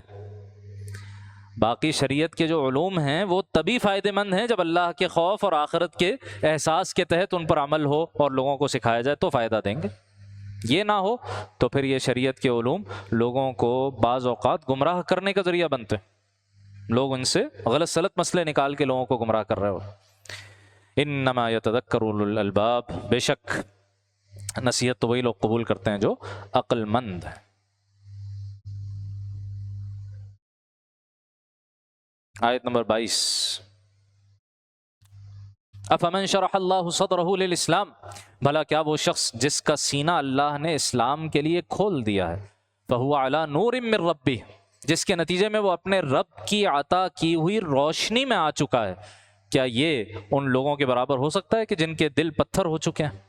فویل للقاسیۃ قلوبہم من ذکر اللہ، نہیں بربادی ہے اس کے لیے جس کے دل اللہ کے ذکر سے سخت ہو چکا، جس کا دل اللہ کے ذکر سے سخت ہو چکا۔ یہاں قرآن مجید نے قلب کو بیان کیا ہے، دل کو بیان کیا، اس سے پہلے بھی ہم کئی مقامات دیکھ چکے ہیں۔ سورہ بقرہ میں آیا تھا فَإِنَّهُ آثِمٌ قَلْبُهُ، جو گواہی کو چھپائے اس کا دل گناہ گار ہے، دل گناہ گار۔ سورہ حج میں ہم پڑھ چکے فَإِنَّهَا لَا تَعْمَى الْأَبْصَارُ، یہ آنکھیں اندھی نہیں ہوتی، وَلَكِنْ تَعْمَى الْقُلُوبُ الَّتِي فِي الصُّدُورِ، وہ دل جو سینوں میں ہوتے ہیں وہ اندھے ہو جاتے ہیں۔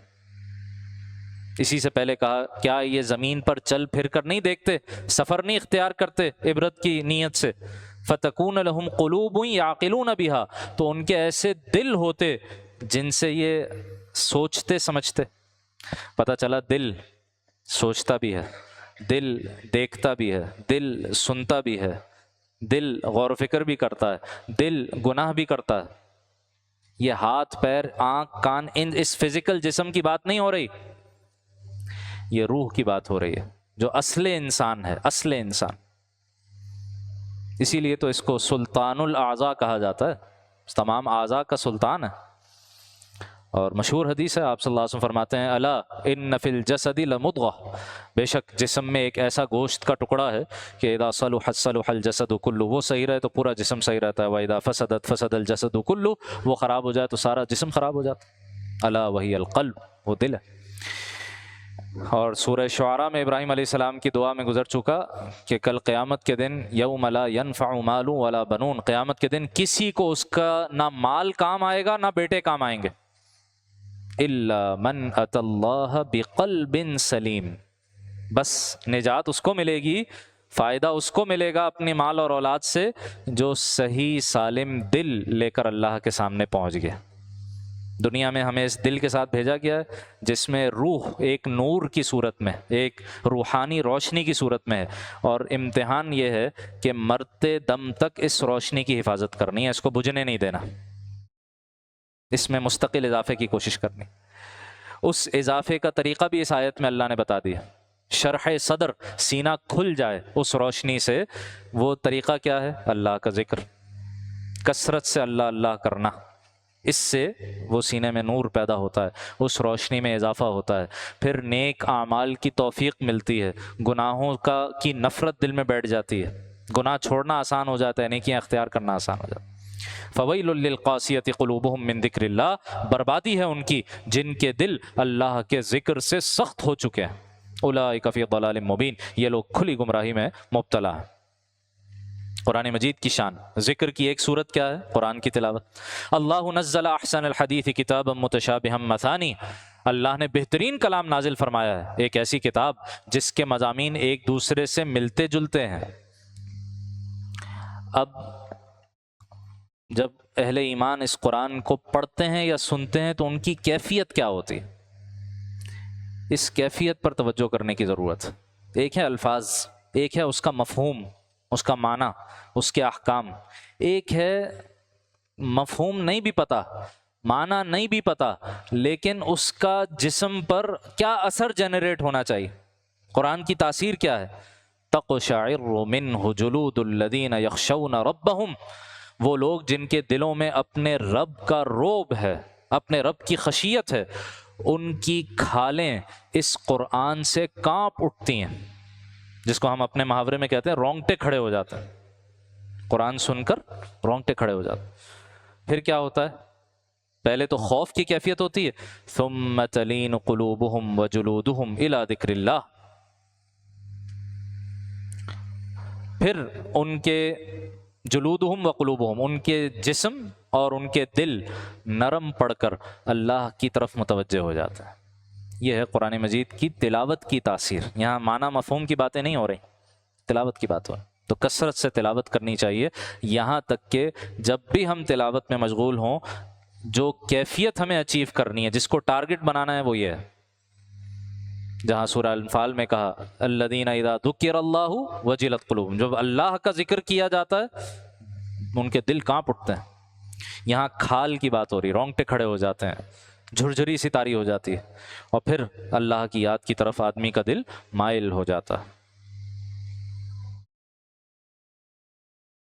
اس کے بعد اس سورہ مبارکہ کا چھٹا رکوع ہے توبہ کے موضوع پر، اور اللہ تعالیٰ کی رحمت پر عظیم الشان مقام ہے، اور اکثر مفسرین کہتے ہیں قرآن حکیم کی سب سے زیادہ امید دلانے والی آیت، سب سے زیادہ امید دلانے والی آیت۔ ابھی جمعے کے دن بھی الحمدللہ انہی آیات کا بیان ہوا تھا، جمعے کے خطبے میں بھی، تو اس میں ان آیات کا پورا پس منظر، ان آیات سے متعلق کچھ واقعات، ٹھیک ہے، وہ بھی بیان ہوئے تھے۔ ظاہر ہے اس تفصیل میں جانے کا یہاں موقع نہیں ہے، اس کو سنا جا سکتا ہے۔ فرمایا قل، اے نبی صلی اللہ علیہ وسلم یوں فرمائیے، یا عبادی الذین اسرفوا علی انفسہم، انداز دیکھیے، ذکر ہو رہا ہے گناہ گار لوگوں کا، اور عام گناہ گار نہیں، اسرفوا علی انفسہم، اپنی جانوں پر ظلم کیا ہے، بڑے بڑے گناہ کیے ہیں، کبائر میں مبتلا ہیں، لیکن خطاب کا آغاز کن الفاظ سے ہو رہا ہے؟ یا عبادی، اے میرے بندے، اے میرے وہ بندوں جنہوں نے اپنی جانوں پر ظلم کیا ہے۔ اللہ ان کو پھر بھی اپنا بندہ ہی قرار دے رہا، میرے ہی بندے، جیسے نبی اکرم صلی اللہ علیہ وسلم اپنی دعا میں کہا کرتے تھے، اللہ اگر آپ کے در پہ آ کے اپنے گناہوں پہ معافی نہ مانگے، آپ صلی اللہ علیہ وسلم کے تو ظاہر ہے گناہ نہیں تھے، عاجزی اور انکساری میں آپ فرماتے تھے کہ آپ کے در پہ آ کے نہ مانگے تو کہاں جائیں، ہمارا اور کون ہے کہ اس کے حضور ہم اپنی فریاد رکھیں۔ یا عبادی، اے میرے بندے جنہوں نے اپنی جانوں پر ظلم کیا، لا تقنطوا من رحمت اللہ، اللہ کی رحمت سے ہرگز مایوس مت ہونا، ہرگز مایوس نہ ہونا۔ بڑے سے بڑا گناہ جرم ہو جائے اس دنیا میں، حدیث میں آیا تمہارے گناہ سمندر کی جھاگ کے برابر ہو جائیں، پہاڑوں کی بلندیوں تک پہنچ جائے، اللہ سبحانہ و تعالیٰ کی رحمت اس سے بڑھ کر اس کی طرف متوجہ ہو کر ان سب کو ختم کرنے پر قادر ہے۔ ان اللہ یغفر الذنوب جميعا، یقین جانو اللہ تو سارے کے سارے گناہ معاف فرما دیتا، سارے، یہاں کوئی ایکسیپشن نہیں ہے. دیگر مقامات پر ایکسیپشنز آئی ہیں، جیسے سورہ نساء میں آیا تھا 2 دفعہ اللہ شرک کو معاف نہیں کرے گا. یہاں ایسی کوئی ایکسیپشن نہیں ہے. یعنی اگر آدمی سچی توبہ کر لے اور شرک کو چھوڑ کر اسلام کی طرف آ جائے وہ بھی معاف. وہ وہاں جو آیا تھا وہ بغیر توبہ کی بات ہو رہی تھی، بغیر توبہ کے شرک کی معافی نہیں ہے. ہاں آدمی توبہ کر لے، اسلام قبول کر لے. شرک کی توبہ یہی ہے نا کہ اسلام قبول کر لے، دائرہ اسلام میں داخل ہو جائے، بس پھر اللہ کی طرف سے معافی معافی. الاسلام یہدم ما کان قبلہ، اسلام قبول کرنے سے تو پچھلے سارے گناہ معاف ہو جاتے ہیں، سب ختم، کلین سلیٹ. ان اللہ یغفر الذنوب جميعا، اللہ تو سارے گناہ معاف کر دیتا ہے. انہ هو الغفور الرحیم، یقیناً وہ بہت بخشنے والا بڑا مہربان ہے. اللہ تعالیٰ تو اتنا کرم فرما رہا ہے تو تمہاری بھی کچھ ذمہ داری بنتی ہے، تمہیں بھی کچھ کرنا چاہیے. وہ کیا ہے؟ وَأَنِيبُوا إِلَىٰ رَبِّكُمْ، اپنے رب سے لو لگاؤ، مانگو تو صحیح، دعائیں تو مانگو، مغفرت کا سوال تو کرو. وَأَسْلِمُوا لَهُ، اور اس کے فرما بردار بن جاؤ، اس کی اطاعت قبول کرو. مِن قَبْلِ أَن يَأْتِيَكُمُ الْعَذَابُ ثُمَّ لَا تُنصَرُونَ، اس سے پہلے کہ تمہارے پاس عذاب آ پہنچے پھر تمہاری مدد نہیں کی جائے گی. وَاتَّبِعُوا أَحْسَنَ مَا أُنزِلَ إِلَيْكُم مِّن رَبِّكُمْ، اور تمہارے رب کی طرف سے تمہارے پاس جو بہترین باتیں نازل ہوئی ہیں قرآن کی صورت میں، ان کی پیروی کرو. مِن قَبْلِ أَن يَأْتِيَكُمُ الْعَذَابُ بَغْتَةً، اس سے پہلے کہ اچانک تم پر عذاب آ جائے. وَأَنتُمْ لَا تَشْعُرُونَ، اور تمہیں شعور تک نہ ہو. قیامت کے احوال، آیت نمبر 67 سے لے کر اور سورت کے اختتام 75 تک ان آیات کا ترجمہ ہم دیکھ لیتے ہیں. ارشاد ہوا وما قدر اللہ حق قدری، اور ان لوگوں نے اللہ تعالیٰ کی قدر ہی نہیں پہچانی جیسا کہ اس کی قدر پہچاننے کا حق تھا. والارض جميعا قبضته یوم القیامہ، حالانکہ پوری کی پوری زمین قیامت کے دن اس کی مٹھی میں ہوگی، اس کے قبضہ قدرت میں ہوگی. والسماوات مطویات بیمینہ، اور سارے کے سارے آسمان اس کے دائیں ہاتھ میں لپٹے ہوئے ہوں گے. اب یہ متشابہات میں سے ہم اس کی حقیقت نہیں جانتے کہ اس کی کیا منظر ہوگا، کیا منظر کشی ہوگی، کیا اس میں بیان کیا جا رہا ہے. بس جیسے بیان کیا جا رہا ہے ہم ویسے ایمان لاتے ہیں کہ زمین اس کے قبضے قدرت میں ہوگی، ساتوں آسمان، سارے آسمان اس کے دائیں ہاتھ میں لپٹے ہوئے ہوں گے. سبحانہ و تعالی عما یشرکون، وہ پاک ہے، بہت بلند و بالا ہے اس شرک سے جس کا ارتکاب یہ لوگ کرتے ہیں. ونفخ فی الصور، اور سور پھونکا جائے گا. فصعق من فی السماوات ومن فی الارض الا من شاء اللہ، تو آسمانوں اور زمین میں جتنے ہیں وہ سب کے سب بے ہوش ہو جائیں گے سوائے ان کے جن کو اللہ بچانا چاہے. ثم نفخ فیہ اخری، پھر کچھ عرصے بعد دوبارہ سور پھونکا جائے گا. فاذا هم قیام ینظرون، تو پل بھر میں اچانک وہ کھڑے ہو کر ادھر ادھر دیکھنے لگیں گے، میدان حشر میں ہوں گے. وَأَشْرَقَتِ الْأَرْضُ بِنُورِ رَبِّهَا، اور زمین اپنے رب کے نور سے چمک اٹھے گی. وَوُضِعَ الْكِتَابُ، نامہ اعمال سامنے رکھ دیا جائے گا. وَجِيءَ بِالنَّبِيِّينَ وَالشُّهَدَاءِ، اور سب انبیاء اور گواہوں کو حاضر کر دیا جائے گا. وَقُضِيَ بَيْنَهُم بِالْحَقِّ، اور لوگوں کے درمیان بالکل برحق فیصلہ کیا جائے گا. وَهُمْ لَا يُظْلَمُونَ، ان پر کوئی ظلم نہیں ہوگا. وَوُفِّيَتْ كُلُّ نَفْسٍ مَّا عَمِلَتْ، اور ہر شخص کو اس کے عمل کا پورا پورا بدلہ دیا جائے گا. وَهُوَ أَعْلَمُ بِمَا يَفْعَلُونَ، اور جو کچھ یہ لوگ کرتے ہیں اللہ اسے خوب جانتا ہے. وسیق الذین کفروا الی جہنم زمرا، اور جن لوگوں نے کفر اپنایا تھا انہیں جہنم کی طرف مختلف ٹولیوں، مختلف گروہوں کی شکل میں لے جایا جائے گا. یہ گروہ زمانی بھی ہو سکتے ہیں، ایک زمانے کے سارے جو گناہ گار ہیں وہ سب ایک ساتھ جا رہے ہوں گے، یا اعمال کے حساب سے بھی ہو سکتے ہیں. فلاں جرم کرنے والے ایک طرف، فلاں جرم کرنے والے ایک طرف، فلاں جرم کرنے والے، سب کو ٹولیوں کی صورت میں جہنم کی طرف لے جایا جائے گا. حتی اذا جاؤہا، یہاں تک کہ جب وہ اس کے پاس پہنچیں گے، فتحت ابوابہا، اس جہنم کے دروازے کھول دیے جائیں گے. جیسے ایک قید خانہ ہوتا ہے نا، جیسے جیل ہوتا ہے تو ہر طرف سے بند ہوتا ہے، سیکیور ہوتا ہے، بند لاک ہوتا ہے. کسی مجرم کو لایا جاتا ہے تو ایک ایک کر کے دروازے کھولے جاتے ہیں اس کو اندر لانے کے لیے، اور پھر فوراً سارے دروازے بند کر دیے جاتے ہیں. تو اسی طرح کا کوئی منظر بیان ہو رہا ہے. حتی اذا جاؤہا، یہاں تک کہ جب وہ اس جہنم کے پاس پہنچیں گے، فتحت ابوابہا، اس کے دروازے کھولے جائیں گے. وقال لہم خزنتہا، اور اس جہنم کے اوپر محافظ فرشتے ان سے کہیں گے، الم یاتکم رسل منکم یتلون علیکم آیات ربکم، کیا تمہارے پاس تمہارے اپنے لوگوں میں سے پیغمبر نہیں آئے تھے جو تمہیں تمہارے رب کی آیتیں پڑھ کر سناتے ہوں. وینذرونکم لقاء یومکم ھذا، اور تمہیں اس دن کے آنے سے خبردار کرتے ہوں. قالوا بلا، وہ کہیں گے کیوں نہیں، بالکل آیت سے. ولکن حقت کلمۃ العذاب علی الکافرین، لیکن عذاب کی بات تو کافروں پر سچی ہو کر رہی. قیل ادخلوا ابواب جہنم، کہا جائے گا جہنم کے دروازوں میں ہمیشہ ہمیشہ کے لیے خالدین فیہا، ہمیشہ ہمیشہ رہنے کے لیے داخل ہو جاؤ۔ فبئس مثوی المتکبرین، بہت برا ٹھکانہ ہے ان لوگوں کا جو تکبر سے کام لیتے ہیں۔ یہ تکبر کا انجام ہے، اللہ تعالیٰ کی آیات کو تسلیم نہیں کیا، اپنی بڑائی کو سامنے رکھا، اپنی خواہش پر عمل کیا، اب یہ انجام ہے۔ دوسری طرف وسیق الذین اتقوا ربهم الی الجنۃ زمرا، جنہوں نے اپنے رب سے تقوی کا معاملہ اختیار کر رکھا تھا انہیں جنت کی طرف گروہوں کی شکل میں لے جایا جائے گا، مختلف امتیں مختلف زمانوں کے حساب سے یا مختلف اعمال کے حساب سے۔ اب یہاں کانٹراسٹ دیکھیے، حتی اذا جاؤہا، یہاں تک کہ جب یہ متقی لوگ جنت کے سامنے آئیں گے، وفتحت ابوابہا، اور اس کے دروازے پہلے سے کھلے ہوئے ہوں گے۔ وہاں کہا تھا کہ ان کے پہنچنے پر دروازہ کھلے گا، یہاں پہلے سے ہی کھلے ہوئے ہیں، جیسے کسی مہمان کے آنے کے لیے گھر کے دروازے پہلے سے کھول دیے جاتے، تو باقاعدہ استقبال ہو رہا ہوگا۔ وقال لهم خزنتها، اور جنت کے جو داروغہ فرشتے ہیں وہ ان سے کہیں گے، جنت کے جو محافظ فرشتے ہیں وہ کہیں گے سلام علیکم، تم پر سلام ہو، طبتم، کیا خوب رہے تم لوگ، فادخلوها خالدین، اب اس جنت میں ہمیشہ رہنے کے لیے آ جاؤ۔ وقالوا الحمد للہ، اب اہل جنت کا حمد کا ترانہ، ایک ہم سورہ اعراف میں دیکھ چکے، درمیان میں سورہ سبا، سورہ فاطر وغیرہ میں بھی ذکر ہوا تھا، ایک یہاں آ رہا ہے الحمدللہ۔ اہل جنت میں داخل ہو کر دل کی گہرائیوں سے جو حمد و شکر کے جذبات نکلیں گے نا، کہ اب اطمینان ہو گیا، اب جہنم کا کوئی سوال نہیں، ایک مرتبہ جنت میں داخلہ ہو گیا بس اب بچت ہو گئی، اب ہم کامیاب ہو گئے۔ تو اس احساس کے تحت اب کیا الفاظ نکلیں گے، الحمدللہ، تمام تعریفیں اللہ تعالیٰ کے لیے، الذی صدقنا وعدہ، جس نے ہم سے اپنے وعدے کو سچ کر دکھایا، وَأَوْرَثَنَا الْأَرْض، اور ہمیں اس زمین کا وارث بنایا۔ یہاں ارض کسے کہا جا رہا ہے؟ جنت کو کہا جا رہا ہے، اس جنت کی زمین کا ہمیں وارث بنایا۔ نَتَبَوَّأُ مِنَ الْجَنَّةِ حَيْثُ نَشَاءُ، اس طور پر کہ ہم جنت میں جہاں چاہیں اپنا ٹھکانہ بنا لیں۔ فَنِعْمَ أَجْرُ الْعَامِلِينَ، بس ثابت ہوا بہترین انعام نیک عمل کرنے والوں کا ہے۔ اور جب جنت والے جنت میں، جہنم والے جہنم میں چلے گئے، تو اب اختتامی منظر کیسے بیان ہو رہا ہے، وَتَرَى الْمَلَائِكَةَ حَافِّينَ مِنْ حَوْلِ الْعَرْشِ، اور نبی آپ فرشتوں کو دیکھیں گے کہ عرش کے گرد حلقہ بنائے ہوئے اپنے رب کی، یسبحون بحمد ربہم، اپنے رب کی حمد کے ساتھ اس کی تسبیح کر رہے ہوں گے۔ وَقُضِيَ بَيْنَهُم بِالْحَقِّ، اور لوگوں کے درمیان برحق فیصلہ کر دیا جائے گا۔ وَقِيلَ، اور آخر میں اعلان ہوگا الحمدللہ رب العالمین، تمام تعریف اللہ کی ہے جو سارے جہانوں کا پروردگار ہے۔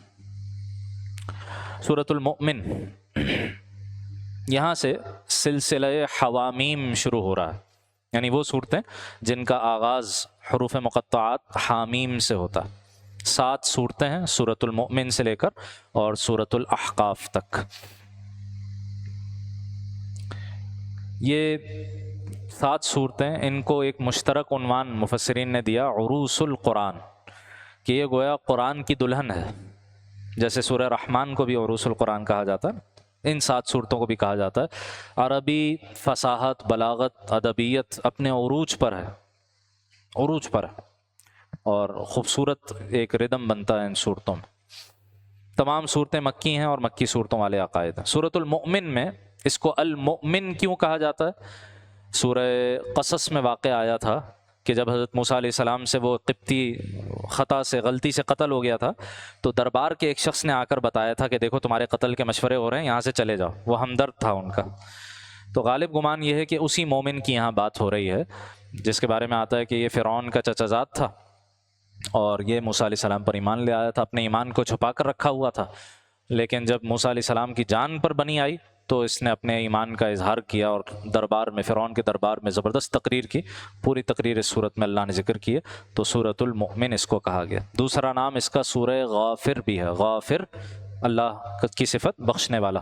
سورت کے آغاز میں اللہ کی صفت آئی ہے۔ فرمایا بسم اللہ الرحمن الرحیم، حامیم، حروف مقطعات، تنزیل الکتاب من اللہ العزیز العلیم، یہ کتاب اللہ کی طرف سے اتاری جا رہی ہے جو بڑا صاحب اقتدار، بڑے علم کا مالک ہے۔ کیا شان ہے اس اللہ کی، کیا صفات ہیں اس کی۔ غافر الذنب، جو گناہوں کو معاف کرنے والا ہے۔ وقابل التوب، توبہ کا قبول کرنے والا ہے۔ لیکن دوسری طرف شدید العقاب، سخت سزا دینے والا بھی ہے۔ ذی الطول، بڑی طاقت کا مالک ہے۔ تو یہ بیلنس ہونا چاہیے، اللہ تعالیٰ کی غفاریت، اللہ تعالیٰ کی رحیمیت وہ بھی سامنے ہو، لیکن ایسا بھی آدمی رحم پر اور غفاریت پر تکیہ کر کے نہ بیٹھ جائے کہ بس میں کچھ بھی کرتا رہوں، اللہ نے بخشنا ہی ہے، تو اللہ سزا دینے والے بھی پکڑنے والے بھی ہیں۔ بیلنس، لا الہ الا ہو، اس کے سوا کوئی معبود نہیں، الیہ المصیر، اسی کی طرف تم سب کو لوٹ کر جانا ہے۔ نبی اکرم صلی اللہ علیہ وسلم کے جو صبح شام کے اذکار منقول ہیں، تو آپ علیہ السلام آیت الکرسی کے ساتھ ان 3 آیات کی بھی تلاوت فرمایا کرتے تھے، بڑی فضیلت احادیث میں وارد ہوئی ہے۔ اس صورت میں دعا کا مضمون بھی آیا ہے بار بار، آیت نمبر 14 میں کہا فَادْعُوا اللَّهَ مُخْلِصِينَ لَهُ الدِّينَ، بس اللہ کو ایسے پکارو کہ تمہاری تابع داری خالص اسی کے لیے ہو۔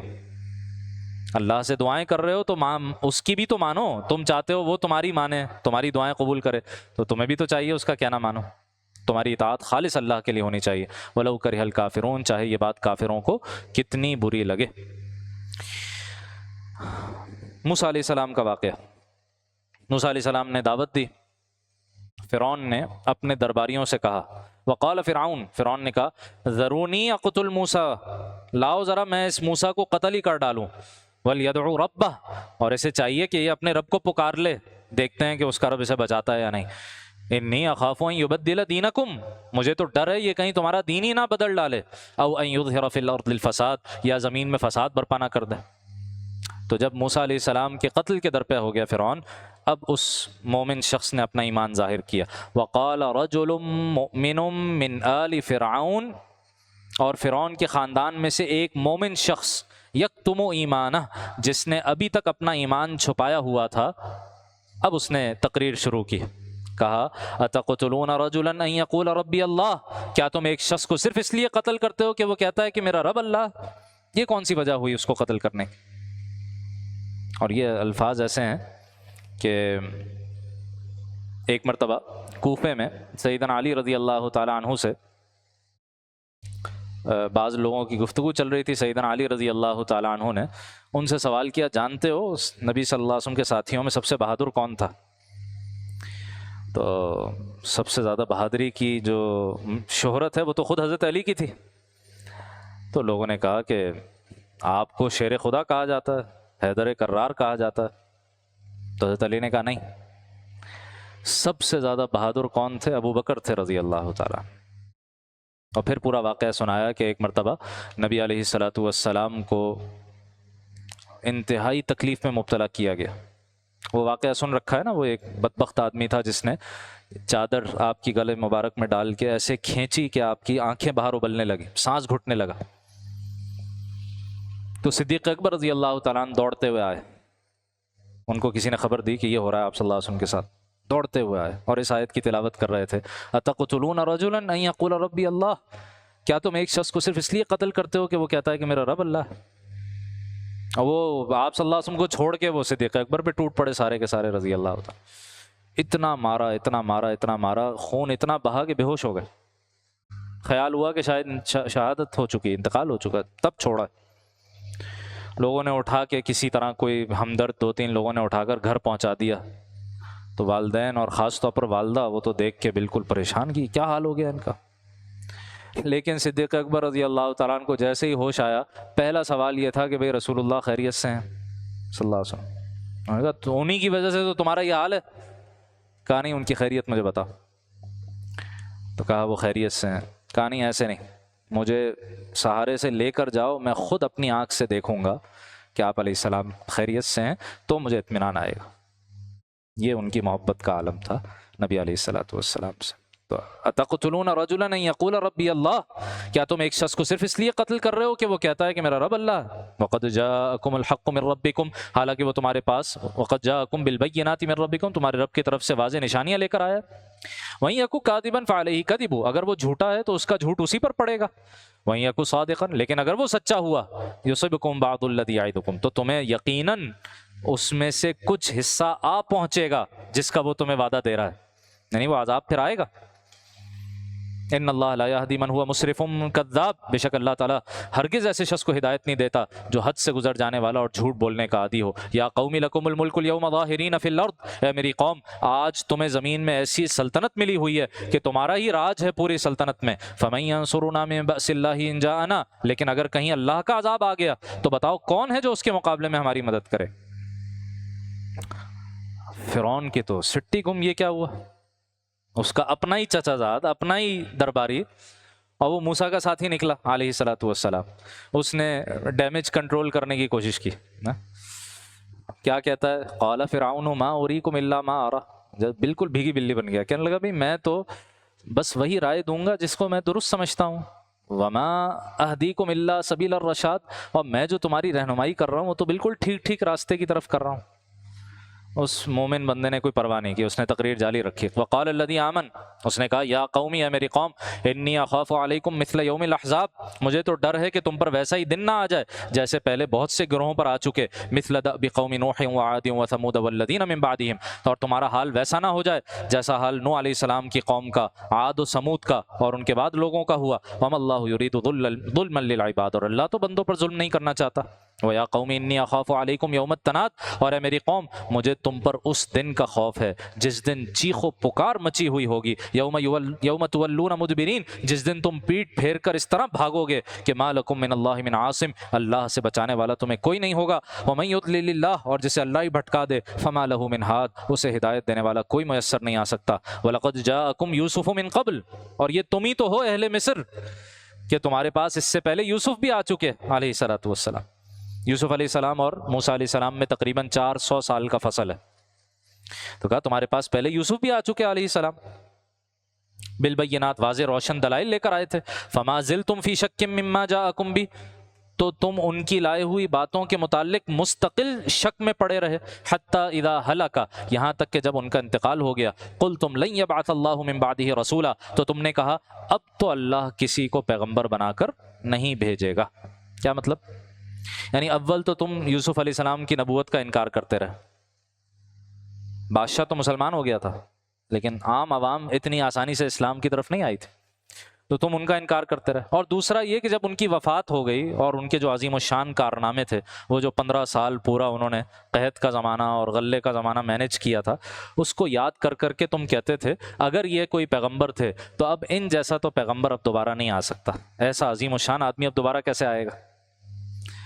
تو کہہ رہے ہیں کہ بھائی تم نے تو ان کی وفات پر یہ کہہ دیا تھا کہ اب تو کوئی اللہ کسی کو پیغمبر نہیں بھیجے گا۔ کیوں نہیں بھیجے گا بھائی؟ موسیٰ علیہ السلام اللہ کے پیغمبر آ گئے۔ درمیان میں فرعون نے ایک اور چال چلی، لوگوں کو اس مومن کی تقریر سے ڈسٹریکٹ کرنے کے لیے کہا، وقال فرعون، فرعون نے کہا یا حامان، اے حامان، حامان اس کا ایک وزیر تھا، اسے کہا ابن لی صرحا، ذرا میرے لیے ایک بہت اونچی عمارت بناؤ، لعلی ابلغ الاسباب، تاکہ میں ان راستوں تک پہنچوں، اسباب السماوات، جو آسمانوں کے راستے ہیں، اتنی اونچی عمارت بناؤ کہ میں آسمانوں تک جا پہنچوں، فاطلع الی الہ موسیٰ، پھر میں موسیٰ کے خدا کو جھانک کر دیکھوں اس عمارت سے کہ واقعی آسمانوں میں اس کا کوئی خدا ہے یا نہیں، وانی لاظنہ کاذبا، اور مجھے تو یہ یقین ہے کہ یہ جھوٹ بول رہا ہے۔ اور وہ حامان اور اس کے جو کارندے تھے انہوں نے وہ عمارت بنانی بھی شروع کر دی، اور ایک آپ کہیے کہ اس زمانے کا ایک وقت کا ایک منفرد قسم کا ایک عمل تھا، صرف کس لیے؟ ڈسٹریکٹ کرنے کے لیے۔ موسیٰ علیہ السلام کیا کہہ رہے ہیں، یہ مومن شخص کیا کہہ رہا ہے، کس اللہ کی توحید کی دعوت دے رہے ہیں، عذاب سے ڈرا رہے ہیں۔ تو یہ جو ساری انٹرٹینمنٹ انڈسٹری ہوتی ہے ہر زمانے میں اس کا یہی مقصد ہوتا ہے، ساری انٹرٹینمنٹ انڈسٹری کا ہر زمانے میں یہی مقصد ہوتا ہے کہ جو زندگی کے اصل حقائق ہیں ان کو آدمی فیس نہیں کرنا چاہتا، اپنے گناہوں کو فیس نہیں کرنا چاہتا، اپنے باطن کی بدبو اس سے برداشت نہیں ہوتی، اپنے آپ کو ڈسٹریکٹ کرنے کے لیے وہ پھر یہ سب کچھ کرتا ہے، اور وہ آج پوری انڈسٹری بن چکی ہے۔ وما کید فرعون الا فی تباب، حالانکہ فرعون کی کوئی چال ایسی نہیں تھی جس میں لوگوں کے لیے بربادی نہ ہو۔ آخری حصہ اس تقریر کا، وقال الذی آمن، وہ مومن بندہ کہتا ہے یا قوم اتبعونی، کہتا ہے میری قوم کے لوگ میری پیروی کرو، اہدکم سبیل الرشاد، میں تمہیں ہدایت کے رستے پر لے جاؤں گا، یا قوم، ہے میری قوم، انما ہذہ الحیات الدنیا متاع، قرآن کا بھی اصل پیغام یہی ہے، ہر پیغمبر کا اصل پیغام یہی تھا، یہ دنیاوی زندگی یہ تو بس تھوڑے سے ساز و سامان کے لیے ہے، تھوڑا سا یہاں متاع ہے، تھوڑی سی لذت ہے، وان الآخرۃ ہی دار القرار، آخرت ہی اصل میں رہنے کا گھر ہے۔ من عمل سیئۃ فلا یجزی الا مثلها، جس کسی نے برائی کی ہوگی اسے اسی کے برابر بدلہ ملے گا. ومن عمل صالحا من ذکر او انثی، اور جس نے نیک کام کیا ہوگا چاہے وہ مرد ہو یا عورت، وہو مؤمن، جبکہ وہ مومن بھی ہو، فاولئک یدخلون الجنہ، یہی لوگ جنت میں داخل ہوں گے، یرزقون فیہا بغیر حساب، وہاں انہیں بے حساب رزق عطا کیا جائے گا. اور بھی بہت ساری باتیں اس نے کی. اختتام پر اب کہتا ہے فَسَتَذْكُرُونَ مَا أَقُولُ لَكُمْ، اب تم لوگ یاد کرو گے میں نے تم سے کیا کیا باتیں کی ہیں. تم ابھی مانو گے تو نہیں، اور لیکن جب عذاب آئے گا تب میری یہ ساری باتیں ایک ایک کر کے تمہیں یاد آئیں گی. اچھا، اور اب اس کو پتا تھا کہ انجام کیا ہے. اس طرح فرعون کے دربار میں کھڑے ہو کر اس کو چیلنج کرنا، فرعون نے کہاں بخشنا تھا؟ اس نے اپنی بیوی کو نہیں بخشا، سیدہ آسیہ سلام علیہا. تو پتا تھا اب کیا انجام ہوگا. تو کہتے ہیں وَأُفَوِّضُ أَمْرِي إِلَى اللَّهِ، توحید کا عظیم الشان کلمہ ہے. میں تو اپنا معاملہ اللہ کے سپرد کرتا ہوں، اللہ کے حوالے کرتا ہوں. ان اللہ بصیر بالعباد، بے شک اللہ اپنے بندوں کو خوب دیکھنے والا. اس کلمے کی برکت کیا ہوئی؟ فَوَقَاهُ اللَّهُ سَيِّئَاتِ مَا مَكَرُوا، تو آل فرعون نے اس شخص کے لیے جو چالیں سوچی تھیں، جو مکر اور فریب سوچے تھے، اللہ نے ان سب سے اس کو بچا لیا. ایک اکیلا بندہ فرعون جیسا ظالم جابر بال بھی بیکا نہیں کر سکا، بال بھی بیکا نہیں کر سکا. تو یہ ہے تفویض الامر الی اللہ، یہ توکل کا اعلیٰ ترین درجہ ہے. توکل کا اعلیٰ ترین درجہ ہے، اپنا معاملہ اللہ کے سپرد کر دے. ہم بعض اوقات دعا کرتے ہیں نا، اے اللہ ایسا ہو جائے، اے اللہ ایسا ہو جائے. اس میں بھی ایک طرح کی تجویز ہوتی ہے ہماری طرف سے کہ اللہ یہ 2-3 آپشنز ہیں، اس میں مجھے یہ بہتر لگ رہا ہے، اللہ ایسا کر دے. یہ تفویض اس سے آگے کا درجہ ہے. اے اللہ میں کوئی تجویز نہیں کر رہا، مجھے کچھ نہیں پتا کہ میرے لیے کیا صحیح ہے کیا غلط ہے، بس آپ ہی فیصلہ کیجیے. یہ ہے اعلیٰ ترین درجہ توکل کا، کہ آدمی اپنے لیے تجویز بھی نہ اختیار کرے، خود سے کوئی تجویز بھی نہ کرے، تفویض کا معاملہ اختیار کرے. وَأُفَوِّضُ أَمْرِي إِلَى اللَّهِ إِنَّ اللَّهَ بَصِيرٌ بِالْعِبَادِ. عذاب قبر کا ثبوت، اگلی آیت. النار يعرضون عليها غدوا وعشيا، ایک آگ ہے جس کے سامنے آل فرعون کو صبح شام پیش کیا جاتا ہے. وَيَوْمَ تَقُومُ السَّاعَةُ، اور جس دن قیامت آئے گی اس دن اعلان ہوگا ادخلوا آل فرعون اشد العذاب، فرعونیوں کو سخت ترین عذاب میں داخل کر دو. تو صبح شام اب بھی عذاب دیا جا رہا ہے. تو عالم برزخ کا عذاب اس کے لیے واضح ثبوت. باقی احادیث میں تو اور وضاحت کے ساتھ اتنی مرتبہ آیا ہے کہ اس کا انکار ممکن نہیں. لا الہ الا اللہ. سورہ حامیم السجدہ، بس یہ آخری صورت آج کے مطالعے کے لیے. انشاءاللہ یہاں پر 24ویں پارے کا اختتام ہو جائے گا. سورہ حامیم السجدہ، ایک صورت ہم نے پہلے پڑھی تھی سورہ الف لام میم السجدہ، وہ بھی سجدہ ہے، یہاں بھی سجدہ ہے. تو اس کو الف لام میم سے چونکہ وہ شروع ہوتی ہے اس کو الف لام میم سجدہ کہا گیا. یہاں حامیم سے شروع ہوتی ہے، حامیم السجدہ کہا گیا. اس کے کئی اور نام احادیث میں آئے جو الفاظ اس صورت میں آگے آ رہے ہیں. سورہ فصلت بھی اسے کہا گیا، سورۃ المصابیح بھی اسے کہا گیا، سورۃ الاقوات. اقوات یہ اوقات نہیں ہے، اقوات ہے. اقوات قوت کی جمع، قوت کہتے ہیں غذا کو، ٹھیک ہے، جس سے آدمی کو قوت حاصل ہوتی ہے، غذا. تو اقوات اس کی جمع. اس میں شروع میں اصل میں یہ سارے الفاظ آسمان و زمین کی تخلیق کے بارے میں آئے ہیں، تو اس کی مناسبت سے یہ سورت کا نام رکھا گیا. لا الہ الا اللہ. اس کے دوسرے رکوع میں یہ واحد مقام ہے پورے قرآن مجید میں جہاں 6 دنوں میں زمین آسمان کی جو تخلیق کا ذکر بار بار آتا ہے اس کی تفصیل آئی ہے کہ وہ 6 دن کیسے تھے. قل، اے نبی صلی اللہ علیہ وسلم ان سے پوچھئے، اِنَّكُمْ لَتَكْفُرُونَ بِالَّذِي خَلَقَ الْأَرْضَ فِي يَوْمَيْنِ، کیا تم واقعی اس ذات کے ساتھ کفر کا معاملہ کرتے ہو جس نے زمین کو 2 دن میں پیدا کیا؟ وَتَجْعَلُونَ لَهُ أَنْدَادًا، اور اس کے ساتھ دوسروں کو شریک ٹھہراتے ہو. ذَلِكَ رَبُّ الْعَالَمِينَ، وہ ذات تو سارے جہانوں کی پرورش کرنے والی ذات ہے. اچھا، یہاں دن سے کیا مراد ہے؟ ظاہر ہے یہ ہمارے والے دن تو ہے نہیں، یہ تو بات طے ہے نا کہ ہمارے والے دن تو اس سورج سے طے ہوتے ہیں. اس زمین کی ابھی تو زمین کی تخلیق کی بات ہو رہی ہے. کون سا دن اللہ ہی بہتر جانتا ہے. یہاں یوم کا لفظ متشابہات میں سے ہے، ہم اس کی حقیقت نہیں جانتے. عربی میں دن اس کا ترجمہ کیا جاتا ہے لیکن اس دن کی کیا حقیقت ہے ہم نہیں جانتے. بس 2 دن میں اللہ نے زمین کی تخلیق فرمائی.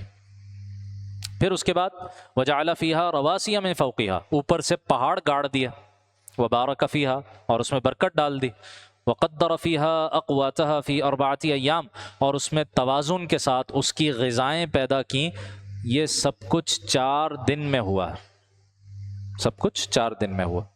سواء للسائلین، تمام سوال کرنے والوں کے لیے برابر، تمام سوال کرنے والوں کے لیے برابر۔ اس کی ایک تفسیر یہ ہے کہ جو جو سوال پوچھ رہا ہے زمین و آسمان کی تخلیق کے بارے میں، سب کے لیے یہی برابر جواب ہے۔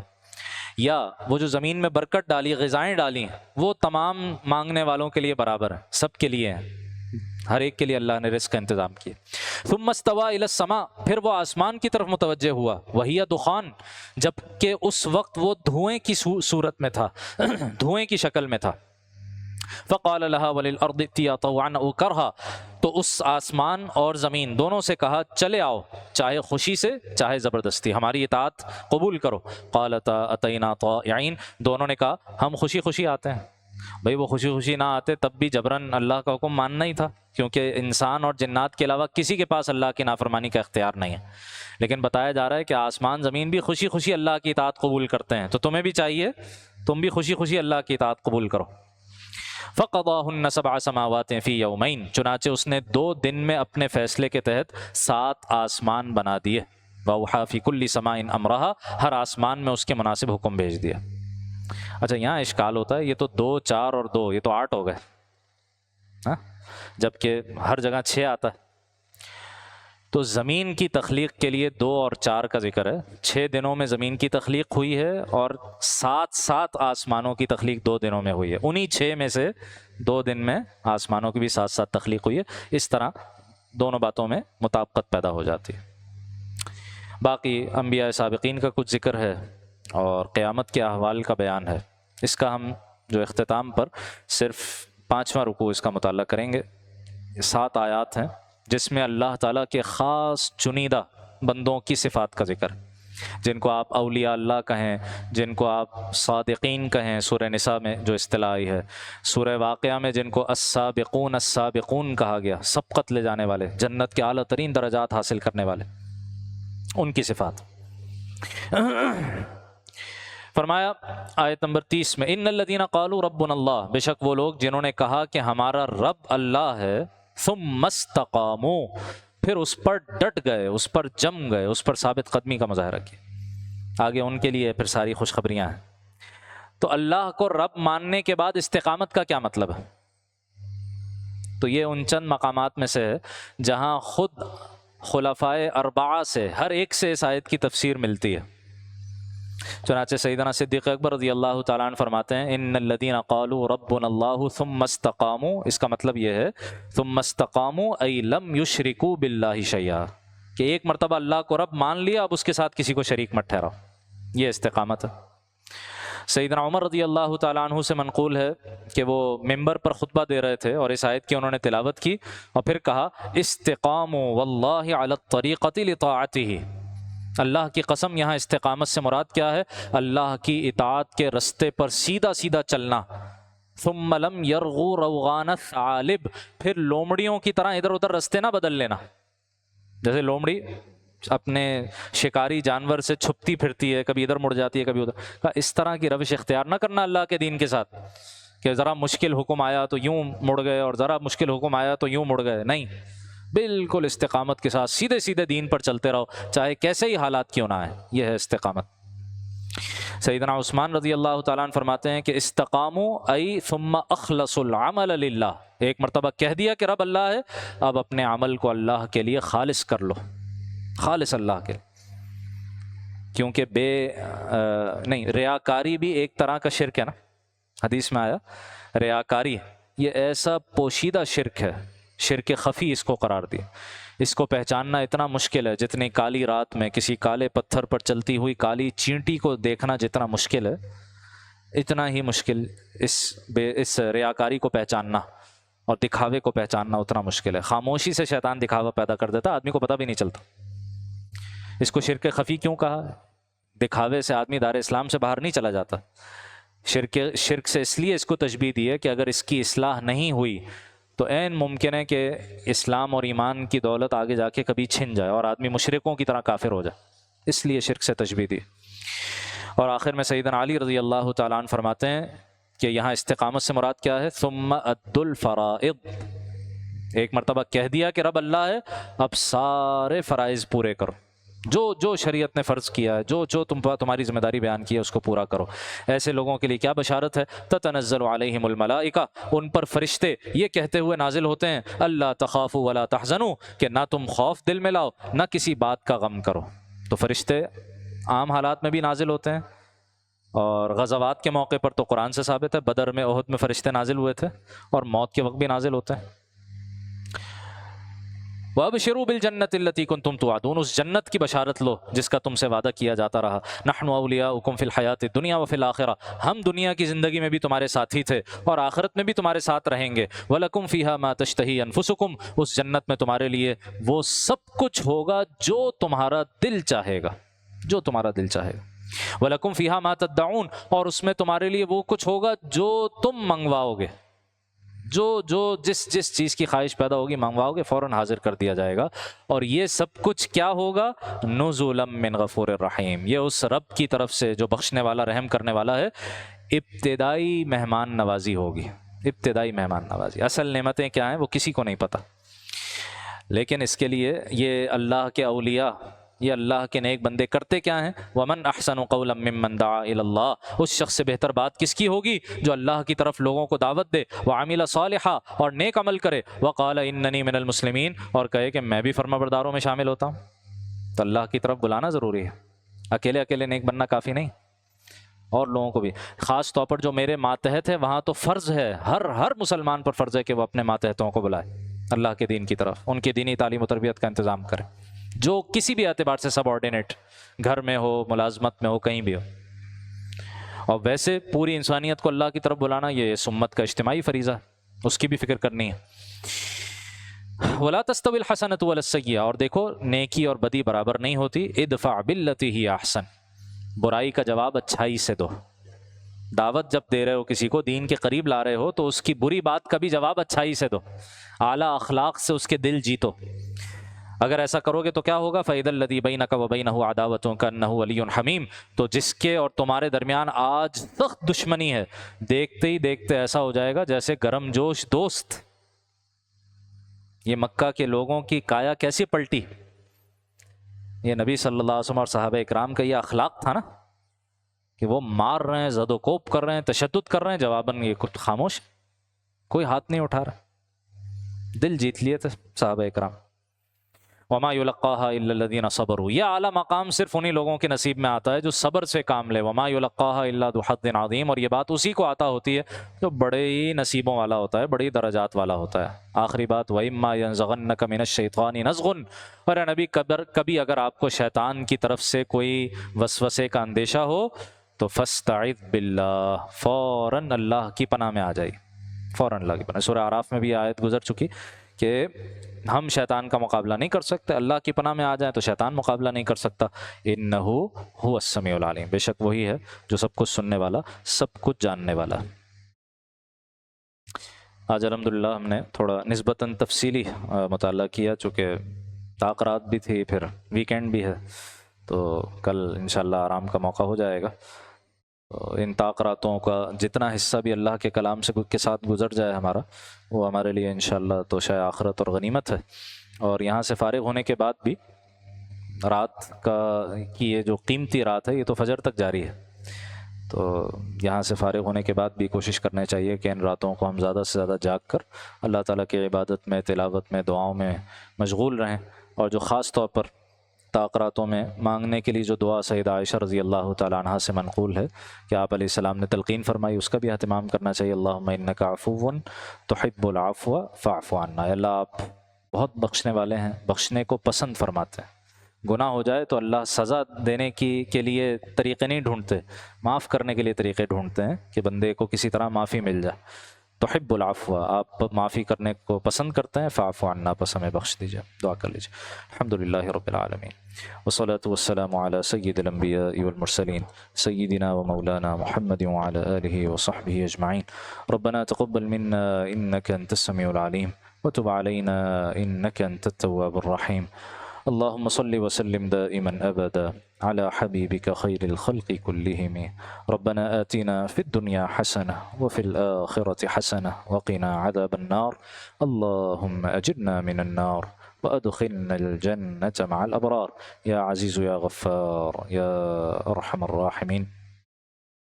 أذهب البأس رب الناس واشف أنت الشافي لا شفاء إلا شفاؤك شفاء لا يغادر سقما. اللهم اشف مرضانا اللهم اشف مرضانا ومرضى المسلمين والمسلمات. لا إله إلا الله الحليم الكريم. سبحان الله رب العرش العظيم والحمد لله رب العالمين. اللهم إنا نسألك موجبات رحمتك وعزائم مغفرتك والغنيمة من كل بر والسلامة من كل إثم.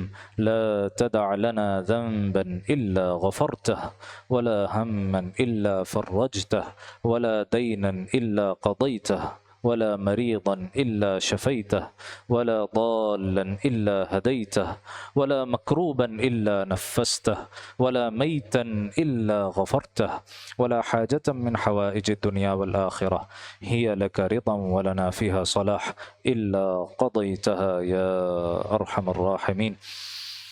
اللهم إنك عفو كريم تحب العفو فاعف عنا. اللهم إنك عفو كريم غفور تحب العفو فاعف عنا يا أرحم الراحمين. وصلى الله تعالى على خير خلقه سيدنا ومولانا محمد وعلى آله وصحبه أجمعين برحمتك.